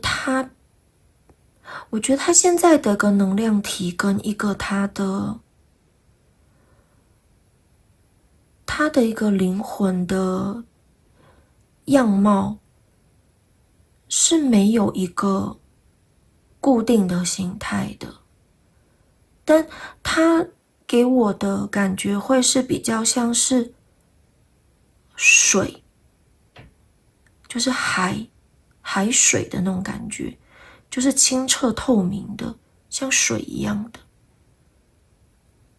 那我觉得它有个特点，它表现有个特点，就是我觉得它如果有什么样子的一个传达的话，有可能是用声音去让你知道。怎么说呢？就是不是突然之间你会听到什么天之声哦，是例如说，你可能突然之间可能脑海里面突然想起某一首歌，或者是当你觉得很沮丧或什么的时候，很需要一些解答的时候，不知道为什么可能例如说走在街头上，就听到可能店家在播某一首歌，然后那首歌的某一个歌词刚好就可以打动你的心，或者是可以解开你的心结。就是我觉得他会利用一些声音、一些频率去告诉你，去协助你一些重要的讯息什么的。就觉得声波，因为金鱼它的沟通是很特别的，就是它的音波对声音的掌控是很厉害的，然后很独特的，所以我觉得他是用这种方式去告诉你，或者是去协助你一些事这样子。声波，看这旁边有那种波纹的感觉，声纹的感觉。或是真的有一些可能，例如说灵感比较好的人，说不定真的有时候会听到有一些声音这样子。那我觉得你可以多留意，就是周遭的一些声音或者是一些音乐，也许是你的守护灵在告诉你一些什么哦。OK， 那这一组的朋友应该可能也蛮喜欢音乐的，就是会对音乐特别有共鸣，这样子，就喜欢听一些东西这样子。好，那他在什么时候会特别想要协助你，或特别会给你一些力量呢？我觉得他会特别让你在沟通上面，你看这边金鱼是 communication， 那 the bird 它其实也是沟通的意思，就是小鸟叽叽喳喳的在讲话这样。但不仅只是在讲话啦，其实有时候当我们创造一些东西，写一些东西的时候，也是在沟通。所以我觉得他在你可能要传达一些什么事情，或者是用不管是语言、声音或什么去传达你的想法、你的意思的时候，我觉得他都会特别的给你一些力量。因此我觉得这一组的朋友应该也有一些不只是喜欢听音乐，也有很多会是喜欢唱歌，或是特别喜欢聊天。那可能也有某一部分的朋友会耳朵蛮敏锐的这样子。好，那在什么样子的情况之下，他的能量体或他的灵魂会特别的强大，或者是会特别的闪亮呢？我会觉得，因为出现花束，这就是为什么刚才六花会有点就是内心感动，就有点鼻酸的原因哦。因为其实这张花花束是代表，就是说，我觉得你的守护灵是希望他看到你是好好的，就是你的状态是好的时候，他会特别的强大。我觉得这真的很符合，就是父母想要看到小孩子，看到自己的孩子是过得好好的，是体面的，他会特别的开心，特别的强大。所以，我觉得抽到花束这张牌的朋友，当你把自己整理的干净整洁，那可能打扮的漂亮帅气，你的守护灵它的能量会更强大。然后再来就是例如说你收到一些人给你的礼物，或者是有一些邀约，当你内心很开心很雀跃的时候，他是跟你分享那份感动跟欢喜的，所以他也会变得很强大。然后再来就是因为花束是喜欢美的事物，所以我觉得如果你可以的话，就是多去接触一些艺术的设计的一些美的相关的事物，也可以增强它的能量。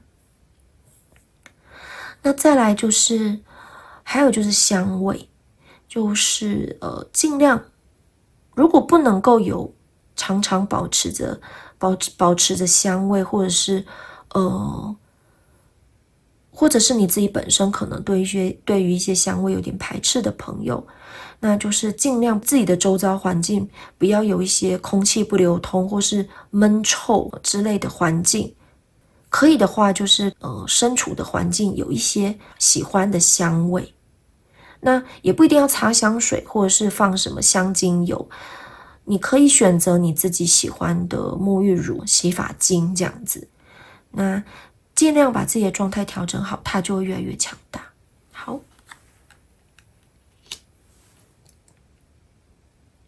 说到接触艺术又讲到声音的话，我觉得听一些自己喜欢的音乐也很好，或者是去听演唱会、演奏会都很好这样子。OK， 我们来看一下它有什么样子的讯息。这一张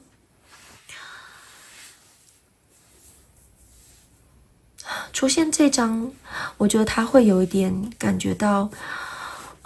你最近是不是就会有一种孤军奋战的感觉，或者是有时候你可能都不太会自己主动的去交朋友，或是主动的去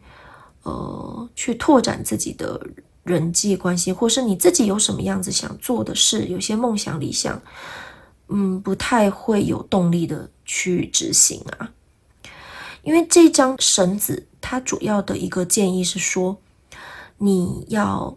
自己先动起来，那只要你开始有行动之后，你就会慢慢的把周遭一些志同道合的人卷进来，你就会变成很多人会协助你，可是最重要就是你要先开始行动才行。当你一行动，就会把周遭的人也一起拉进来的感觉。好，所以我会觉得可能这感觉有点是就是守护灵在说，你最近是不是有点没有行动力，或者是有点偷懒这样子。对，然后再来就是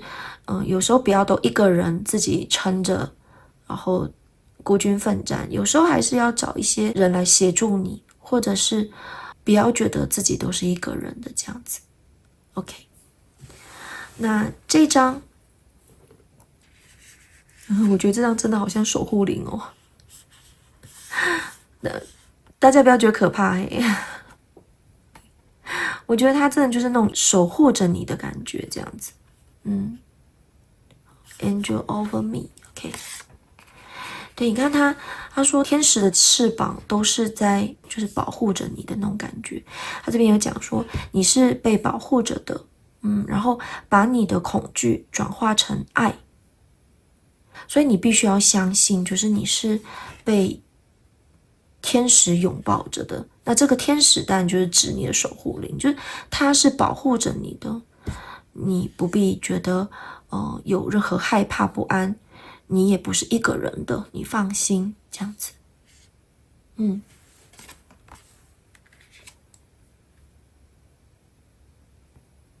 那最后这个动物神谕牌的话呢，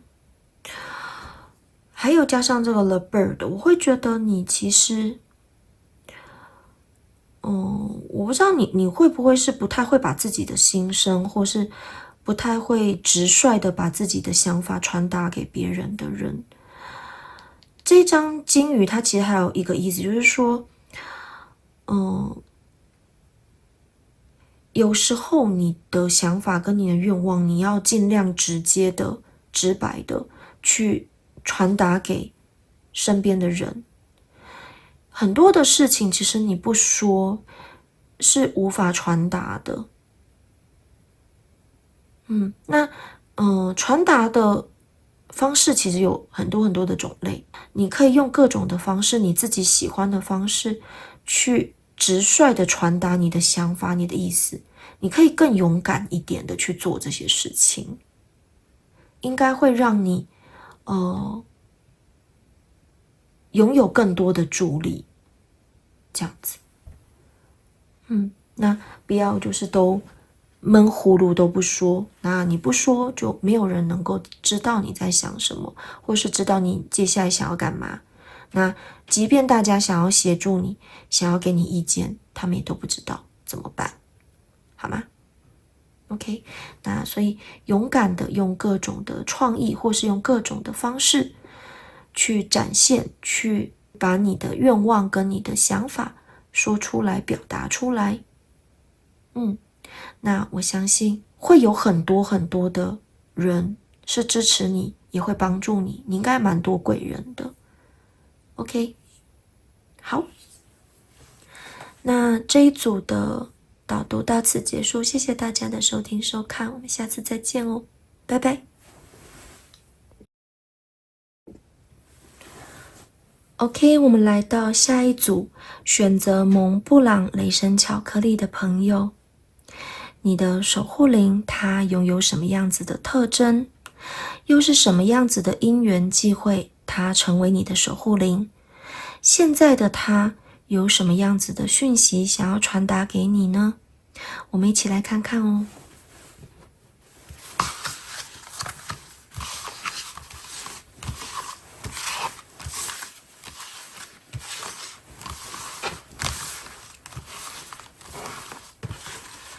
那因为这一次的卜算呢，六花会抽比较多种类的牌。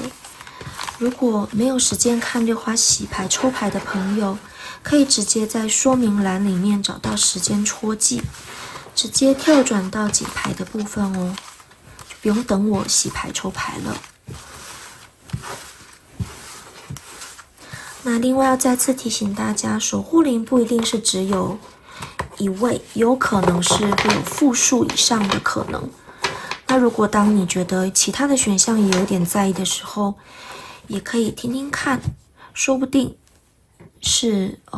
另外的守护灵，就是第二位、第三位守护灵的讯息也不一定。好，我们来看一下是什么样子的因缘让它成为你的守护灵的。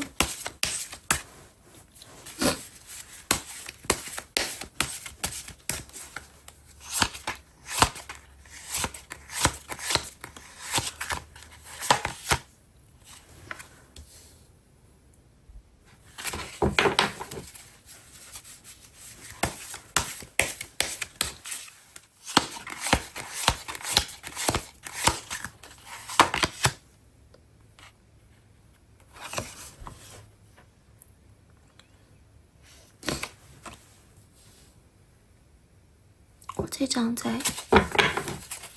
出一张补充牌。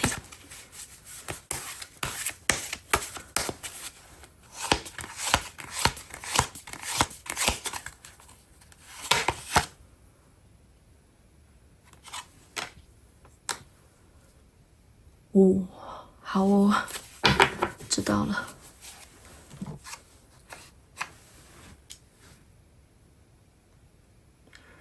原来如此。好，那我们接下来看他的灵魂特征是什么样子的。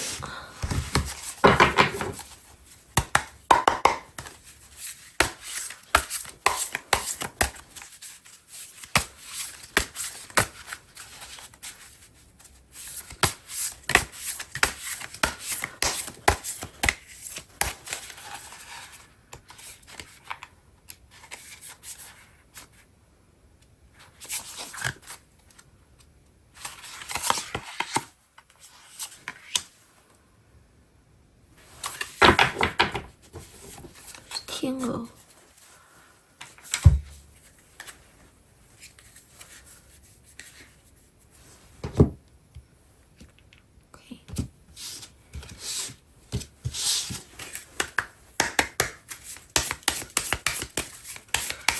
下一个是他在什么时候会发挥他的力量，协助你或是保护你？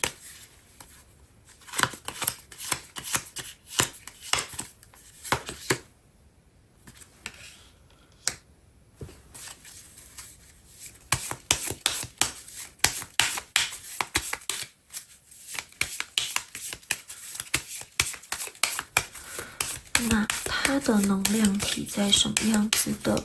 在你什么样子的状态之下会特别的强大起来，或者是会变得更闪耀呢？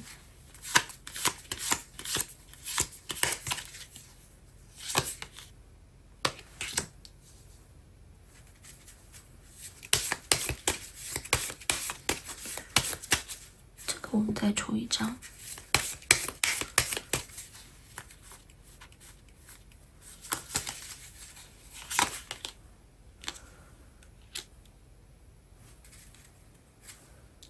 OK，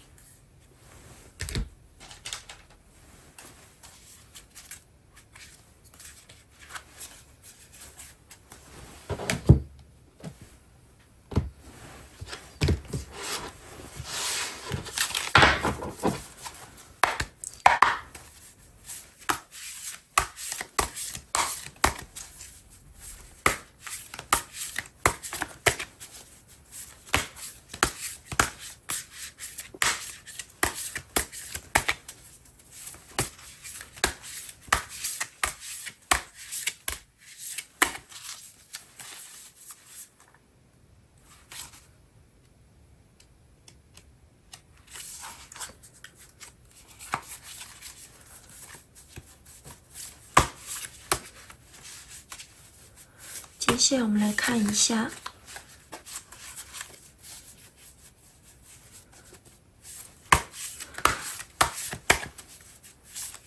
它有什么样子的讯息要给你。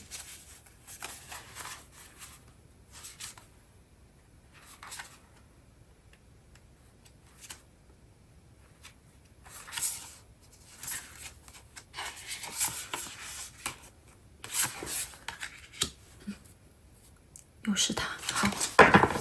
我们上个选项也是他。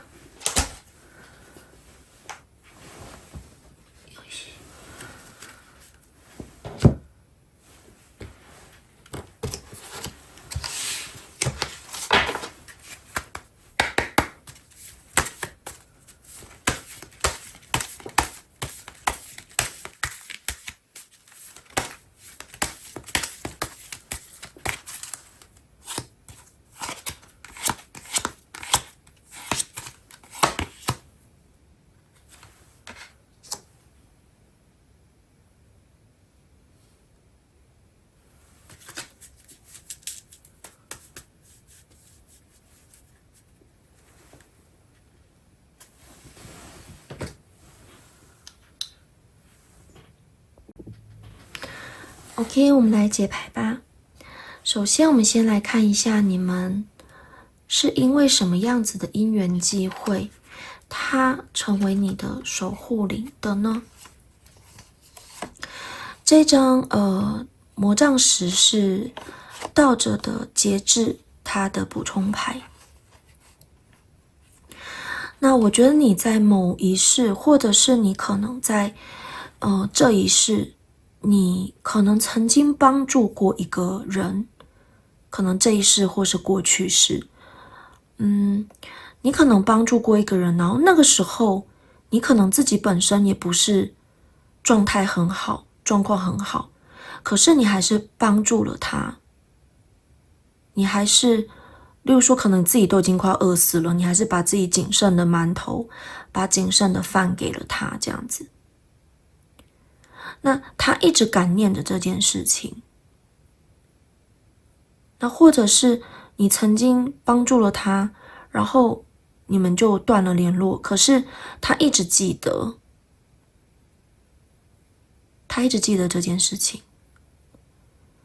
那所以他这一世是有点像是来报恩的，来感谢你之前曾经救了他，即便你自己的状况也不是很好，你还是救了他。所以你是他的恩人，他来回报你的善良了。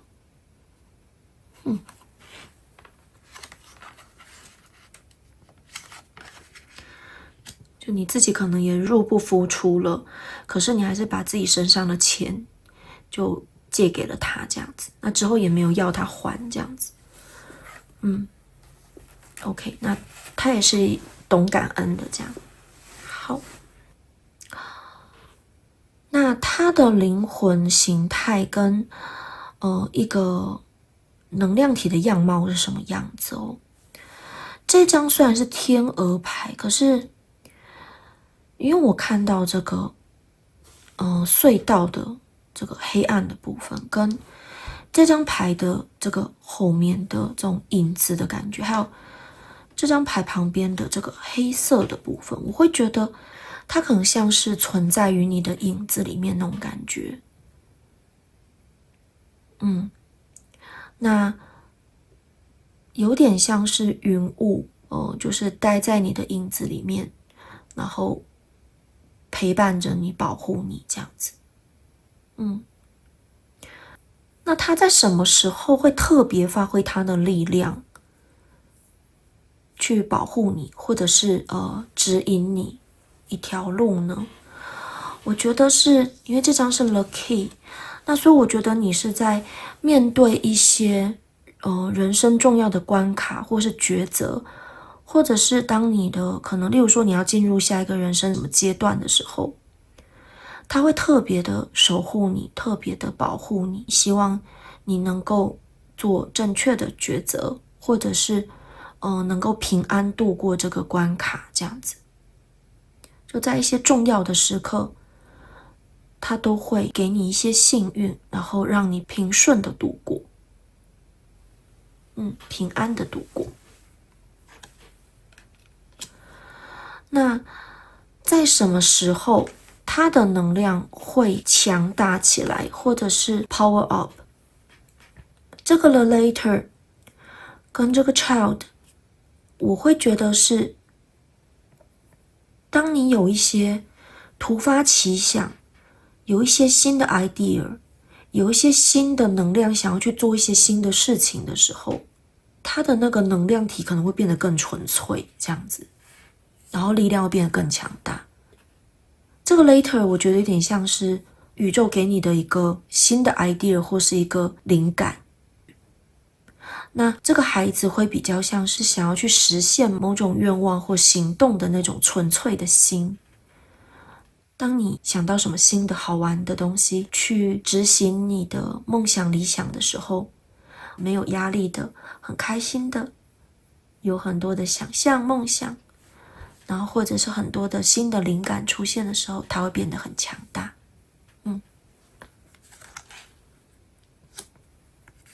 一开始出现这个 later， 我还想说到底是什么？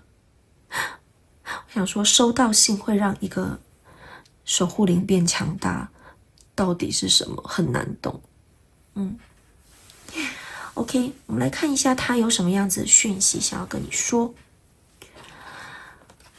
你最近是有遇到什么瓶颈吗？例如说人生失去了目标，最近不知道自己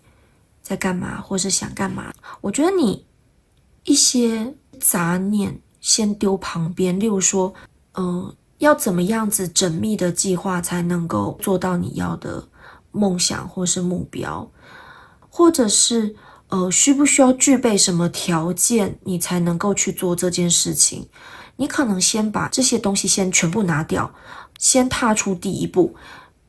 往你要的目标先试着前进看看。不需要非常的完美，不需要非常的确切缜密的计划，你就是试着往前走，一些些，缓慢也没关系。不要让其他的东西放慢了你的速度，或者是因此让你却步了。这一章叫做隧道，就是其实你旁边都是黑的，你可能很不安，你有很多，你希望旁边可以看得很清楚，你再往前走。但是其实你专心的看着那个隧道远方的那个亮点，好好的踏实的一步一步往前走就对了。不需要每一步走得很优美，也不需要每一步走得多么的帅气，然后也不需要就是你为了过这个隧道，你还要准备所有家当在身上，不需要。我觉得那些东西反而让你变沉重了。就不要想太多。我觉得出现这张就是你现在迷惘，然后或者是停滞不前，很多的原因是因为你太焦虑自己的不足，或者是准备的不够完整。那我觉得那样子的话，其实真的很可惜。OK， 好，那再来，你看到你的周遭这么多的不安的要素，或是你自己觉得准备很不足，但其实你是被祝福的，你是被天使所包围、所保护着的，所以其实你不用太担心。这样意思就是，其实天使它的羽毛、它的羽翼是保护着你的，你是被保护的，所以这些不安，其实你只要勇敢放开你的心，其实这些黑暗、这些不安、这些让你害怕的，其实都会成为爱、温暖，围绕在你身边。你会很安全的被守护着，所以请你放心，请你要相信这样子。那最后我们来看一下，这张天鹅的动物神谕牌。这张主要是指调和啦。那天鹅它主要这张牌是讲外在的自己跟内在的自己要调和，就是要取得平衡。我觉得天鹅身上这些黑色的部分，其实相对于它的白色羽毛所表现的那种纯真、纯洁，然后纯粹的心，它会比较像是住在你心里面的最深处的那个野心跟欲望。我觉得这个天鹅它的就是表面上的这个白色，我觉得有点就是你有点像是你的就是保护色的感觉，就是你可能必须要给别人看到就是很好的自己，或者是很守规则的自己，然后很优美的自己。你真正想要做的事情，现在是放在心里面很深的地方，然后可能没有办法展开行动，就一直让这个想法留着的感觉。那只要你能够就是慢慢的释放你自己心里面想要做的事情，你去正视你自己真的要什么。那我觉得这个部分其实你慢慢的就是稍微把它给带出来，其实也不坏，只要不要伤害到人，我觉得其实都可以。因为那也是你的特色之一啊。OK， 好。其实我觉得你不要害怕你会失败，或是可能会有什么样子的状况出现。其实你是受到保护的，所以其实不用太担心。那再来就是我觉得天鹅自古以来都跟神性有关，所以我会觉得你其实可以多听从你心里面的直觉。就我觉得你应该是蛮敏锐的人，我觉得只要你相信你的直觉，然后还有你的敏锐，你其实应该会很快就可以穿过你现在的一个低谷、低潮，或者是一个迷惘的状态。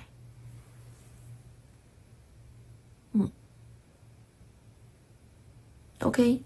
那这一组的朋友，我们的解读到此结束，谢谢大家的收听收看，我们下次再见哦，拜拜。OK， 我们来到下一组，选择草莓牛奶狂的朋友，你的守护灵究竟是什么样子的特征？因为什么样子的因缘际会，让它成为你的守护灵？它现在又有什么样子的讯息想要传达给你呢？我们一起看看哦。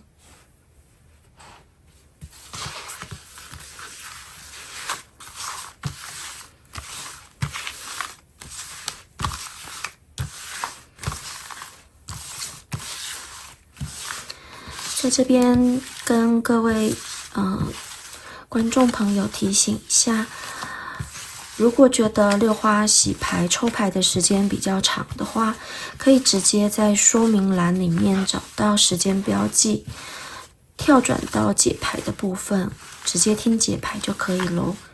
不用看我在洗牌抽牌这样子。那还有就是不是所有的人守护灵都只有一个，所以如果当你觉得其他的选项也很在意的时候，也许是代表你另外有其他的守护灵这样子。那大家都可以听听看，然后参考一下。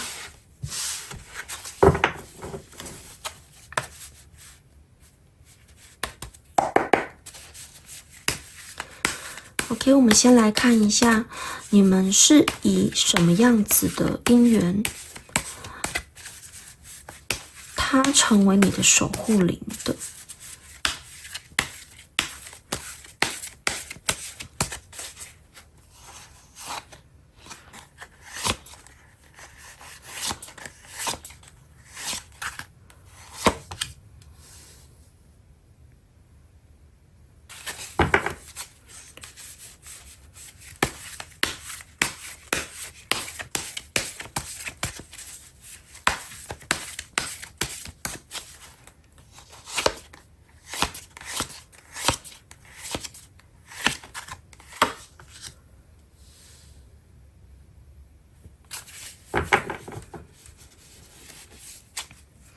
这张我再出一张补充牌。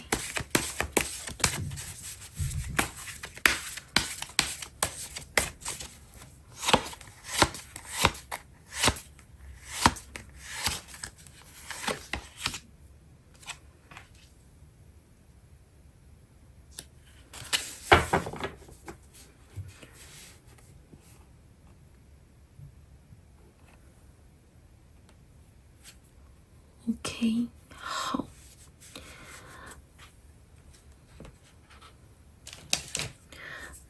接下来，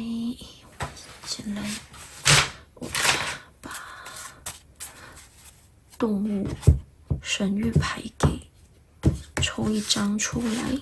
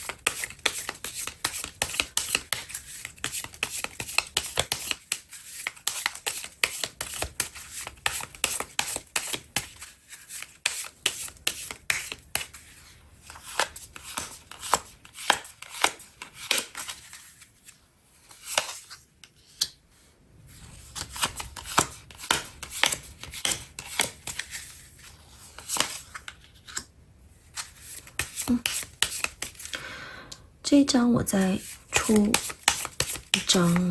补充牌。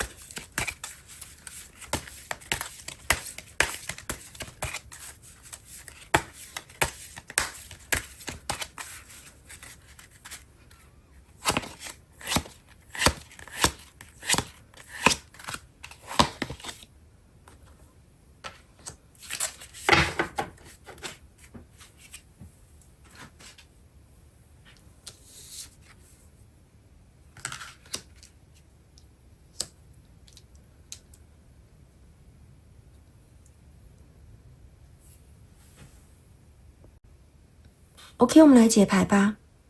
先来看一下你们是什么样子的因缘际会，让它成为你这一世的守护灵呢？这一张魔杖随从倒着是钱币随从倒着的补充牌。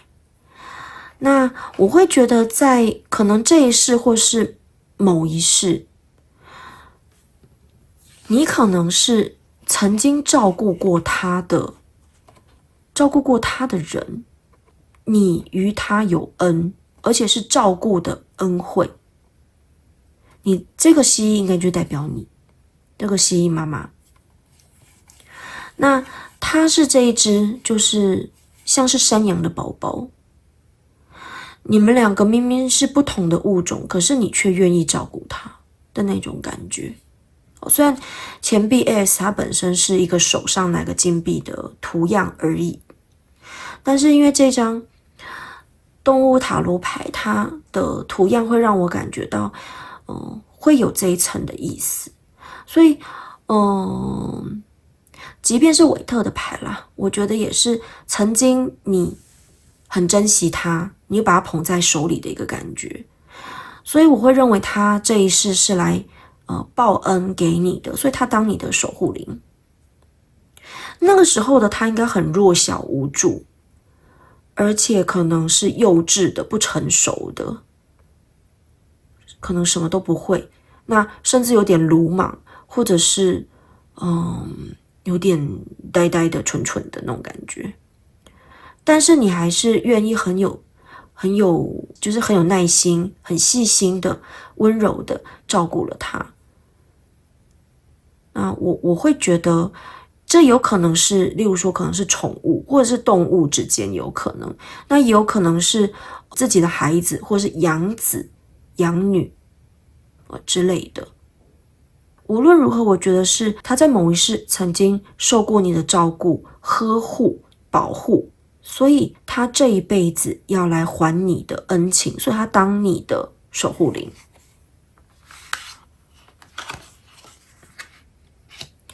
那他现在的一个灵魂样貌，我会觉得就是狗狗的样貌，但这狗狗我觉得也有可能是例如说狼的样貌或狐狸的样貌，但是我觉得主要应该是狗狗这样子就是个狗狗的样貌。而且我觉得就是真的就是长毛，然后那个长毛很像是它的能量体的延伸那种感觉。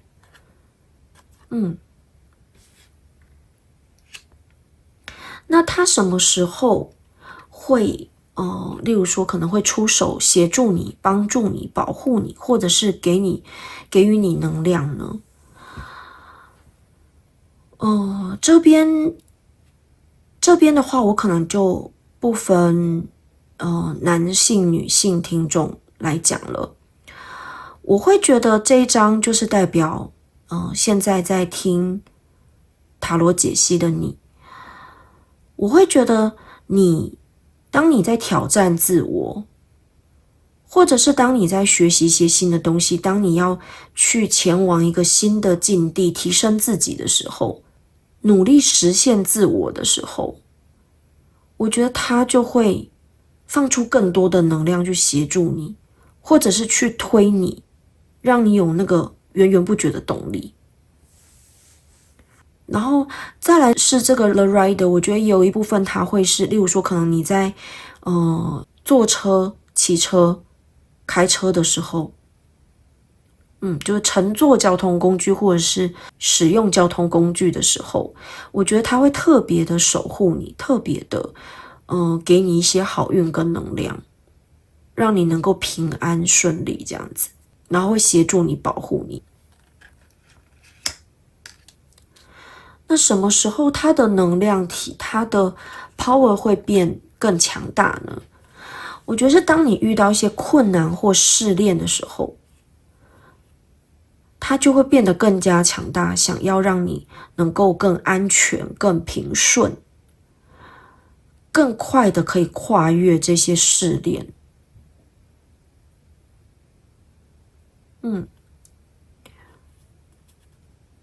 所以我觉得选到这一组牌组的朋友，无论你是不是自愿的，我会觉得有可能你人生会常常面临，就是你常可能会面临许多很大的挑战，或者是一些试炼，或者是我可以讲，我觉得你可能人生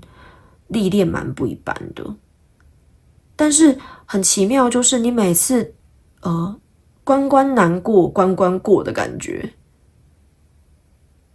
而且每一次你只要越过一个困难难关，你就会往上提升一阶的那种感觉，这样子。你感觉像是被一些奇怪的命运推着走，可是奇妙的是你又不会因为这样被打败的那种感觉。然后你自己本身可能也喜欢挑战一些新的东西。OK， 好，那我们来看一下有什么样的讯息哦。这个讯息第一个是窗户，那窗户呢，我会觉得你现在可能也有可能是在某个试炼或者是困难之中，但是无论现在有没有那个试炼呢，我觉得你接下来就快要看到一个新的世界耶。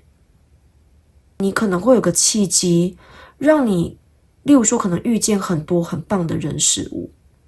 或者是你之前想要达到的目标，你就快要可以看到了。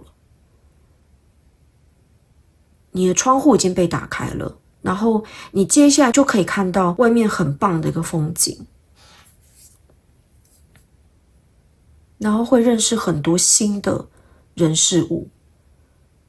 原本你可能完全不知道的一些学问也有可能，新的知识也有可能。我觉得就快要有那个契机来临了。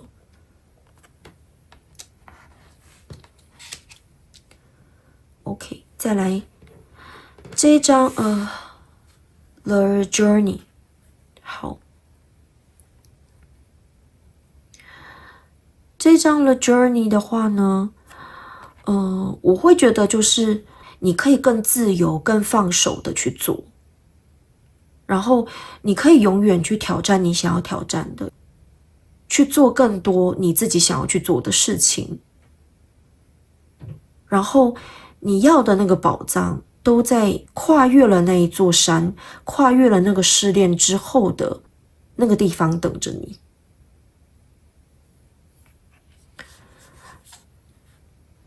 所以你看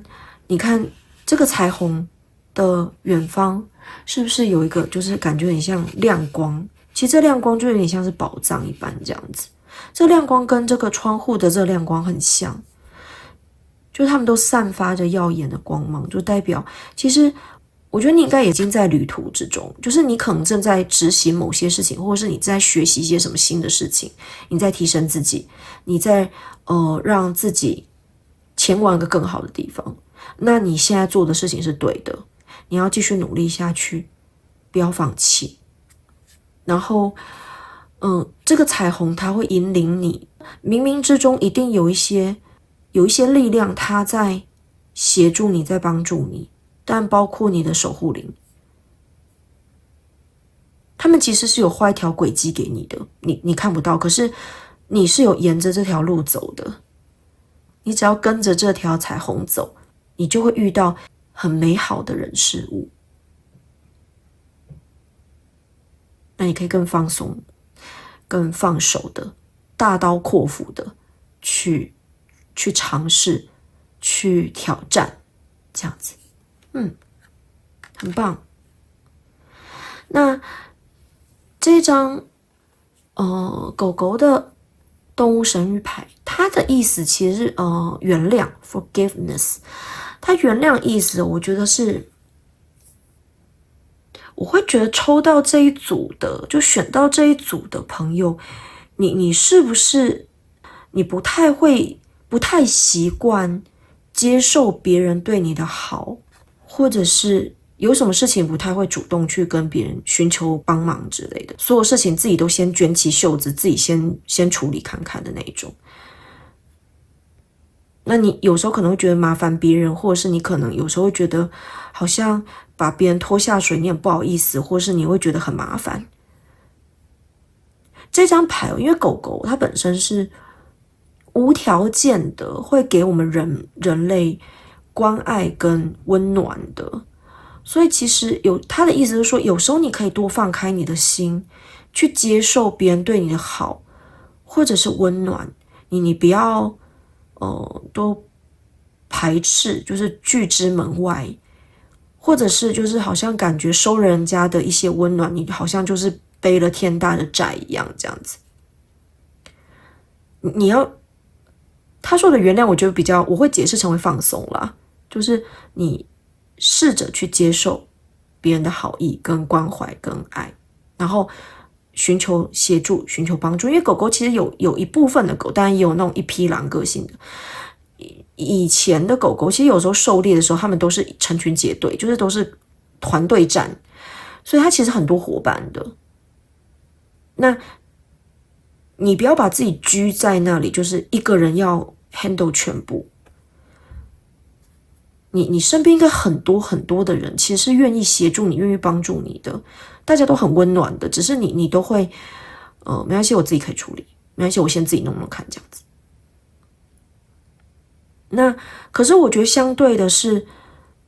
你应该是那种很温暖的人，你会常常会给别人很多温暖或很多关怀，就是你可以给别人，可是你要人家要给你，你就想说啊，不用啦，不用麻烦啦，不会啦，我自己可以的那种感觉。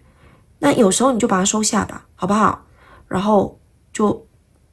谢谢对方，然后我们把他的温暖给收下来，或是没关系，那我把你的心意收下来，如果真的有需要，你也真的就开口去跟他寻求协助帮助，好吗？对，我觉得你太一个人的感觉了，他是有这样子的意思存在。OK， 好，不要一个人扛着，然后勇敢的去闯，快乐的去挑战一些新的事物跟旅程，都会很好。OK。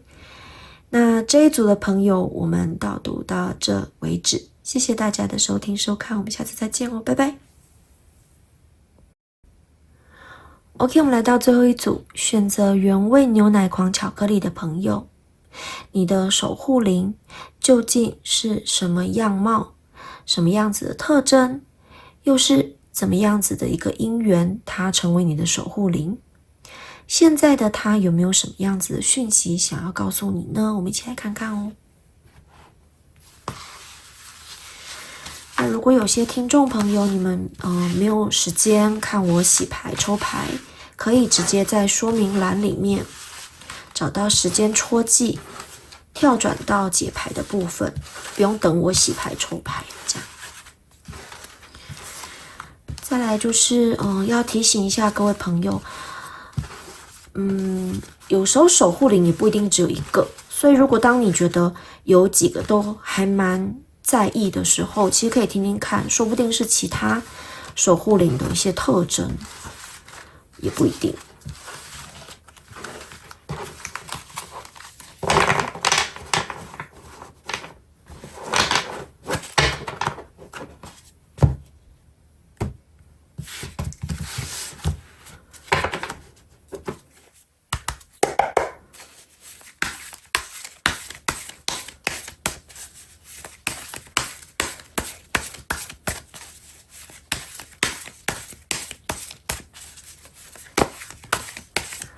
好，我们先来看一下你们是什么样子的缘分，它成为你的守护灵。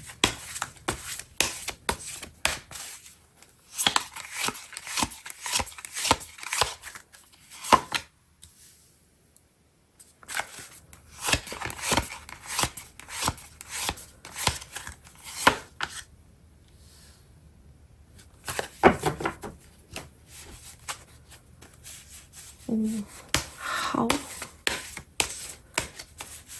这一张我再出个补充牌，确认一下。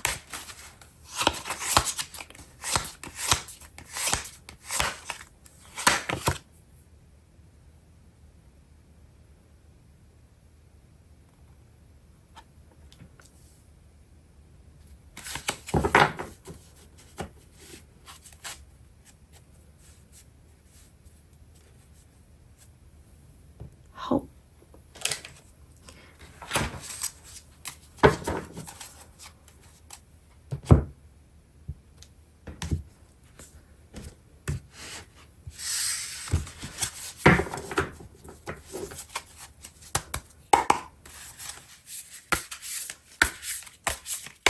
接下来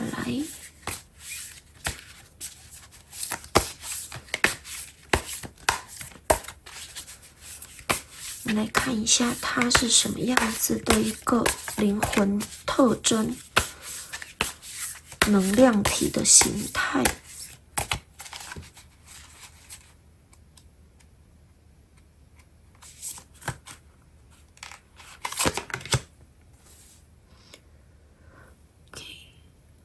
是红鱼。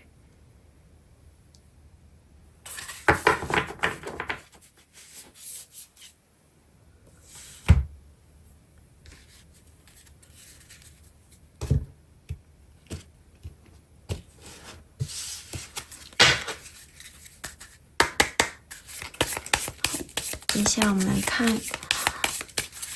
他在什么样子的情况会出手保护你、协助你，或是给你力量？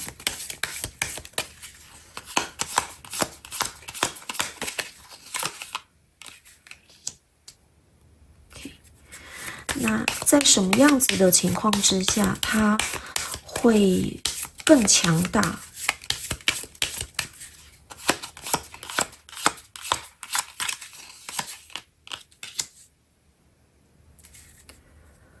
？OK， 好。接下来我们来看它有什么样子的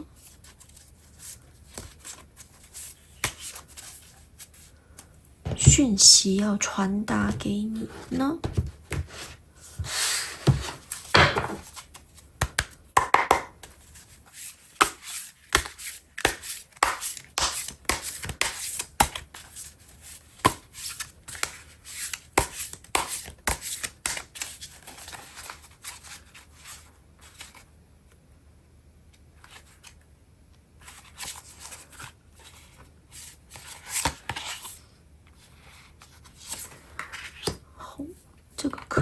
要稍微遮一下，等我一下哦。等等，等我一下，我拿漂亮书签好了。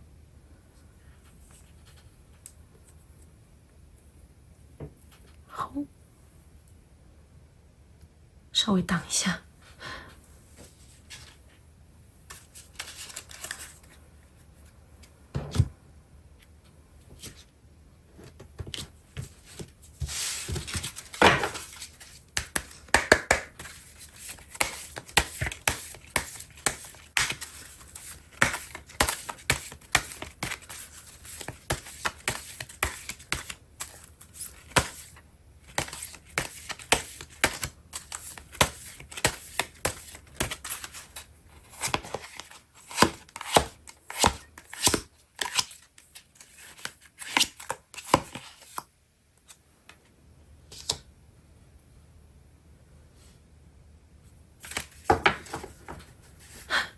你是受到保护的耶。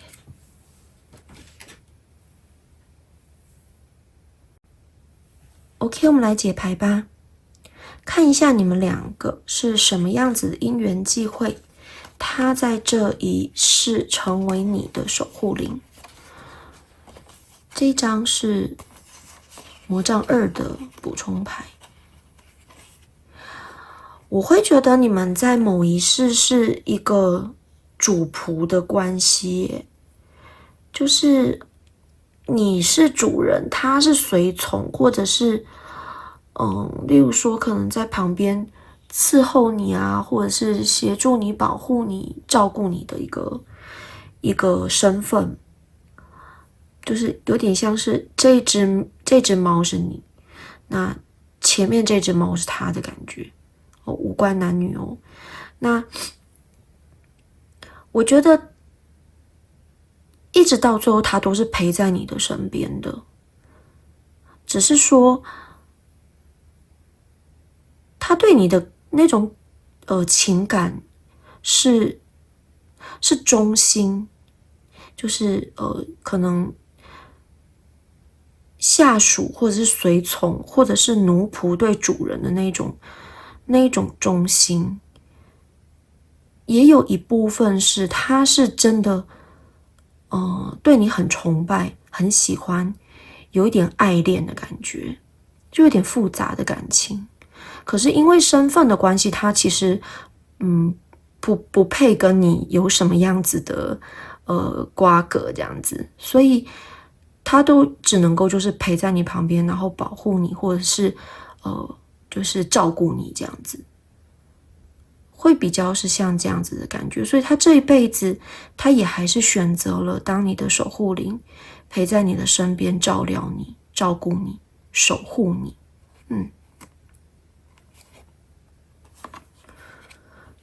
其他组我总觉得这一组的守护灵感觉又好像特别长久的感觉，感觉好像是从你很小的时候他就应该在你身边了。我觉得他甚至选择看你投胎转世，然后从你是 baby 的时候，或者是从你很小的时候，他就一直就是都陪在你身边，看着你、照顾你、保护你这样。那它是一个什么样子的一个灵魂形态或者是能量体的特征呢？我会觉得它其实就是影子就是烟雾的感觉，没有固定的形体，就是比较像是烟雾，或者是就是暗暗的影子这样子。那他在什么时候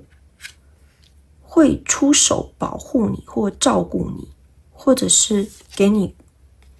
力量呢？这张的 key 我会认为你在面临一些人生的选择，或者是一些关键时期，例如说真的遇到危机的时候，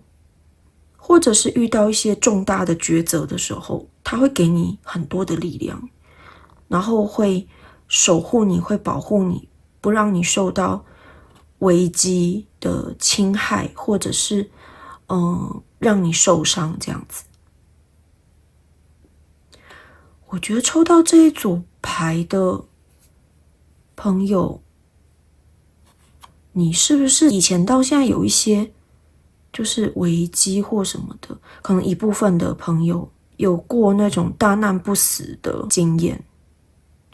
我觉得那个时候可能他就真的是有在你身边保护你，有救你，或是有拉你一把。就在你一些人生关键时刻，他有出手救你，出手帮你的。那你什么样子的状态之下，他的能量会越来越强大？我觉得出现太阳就是你状态好的时候，这当然。第二就是思想，你只要尽量你的想法是倾向于正面的、积极的，然后好的、良善的，它的能量就会越来越大。然后再就是你自己的身心灵的状态是好的时候，它的能量会非常非常的充足。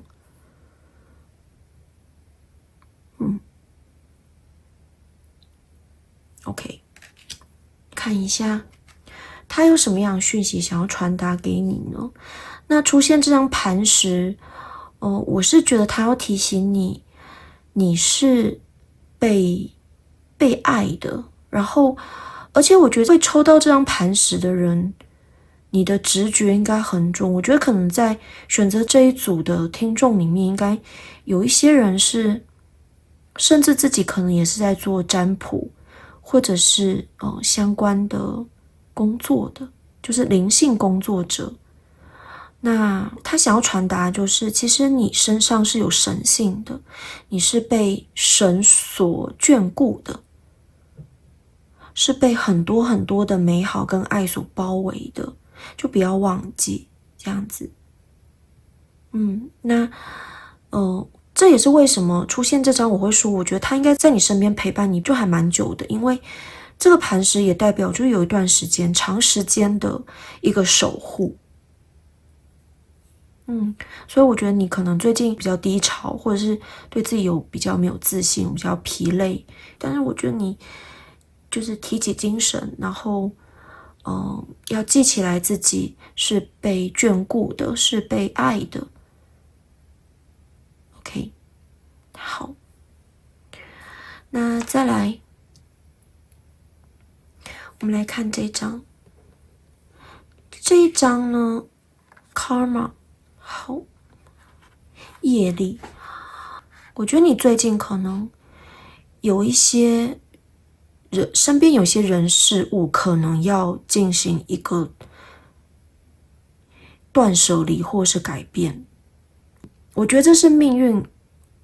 就宇宙它要给你一个机会，让你把一些不好的业力给干净的、完整的清除掉。就是你该要放掉一些业力了。然后当你有好好的断舍离，把一些不好的业力或者是不好的关系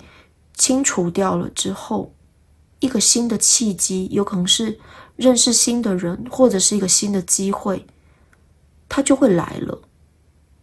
也有可能是并存的，就是也许你现在可能认识某一个人，然后你就会觉得你跟他在一起的时候才是真正的自己的感觉。或者是你可能有一些机会，例如说让你在工作上挑战一个东西，或学习一样事情，或者是有个机会可以让你出国之类的。你会在这个之中会感受到 OK， 这个才是我要的，这个才是真正的我自己。那你就会把原本你自己停滞不前的，或者是可能造成你没有自信、不安、痛苦的一些原因，它会开始推你，让你去清除掉这些东西。那个时期差不多快来了。OK， 好，那我们来看一下这张动物神谕牌。那出现魔鬼鱼，但我觉得它主要是要告诉你，因为魔鬼鱼它其实基本上是，就它的习性就是一直往前游，一直动，它不会停。所以我认为你的守护灵在告诉你，你差不多可以或是该继续往前走，继续动起来了。他可能最近觉得你没有在前进，是有点停滞或是缓慢的状态，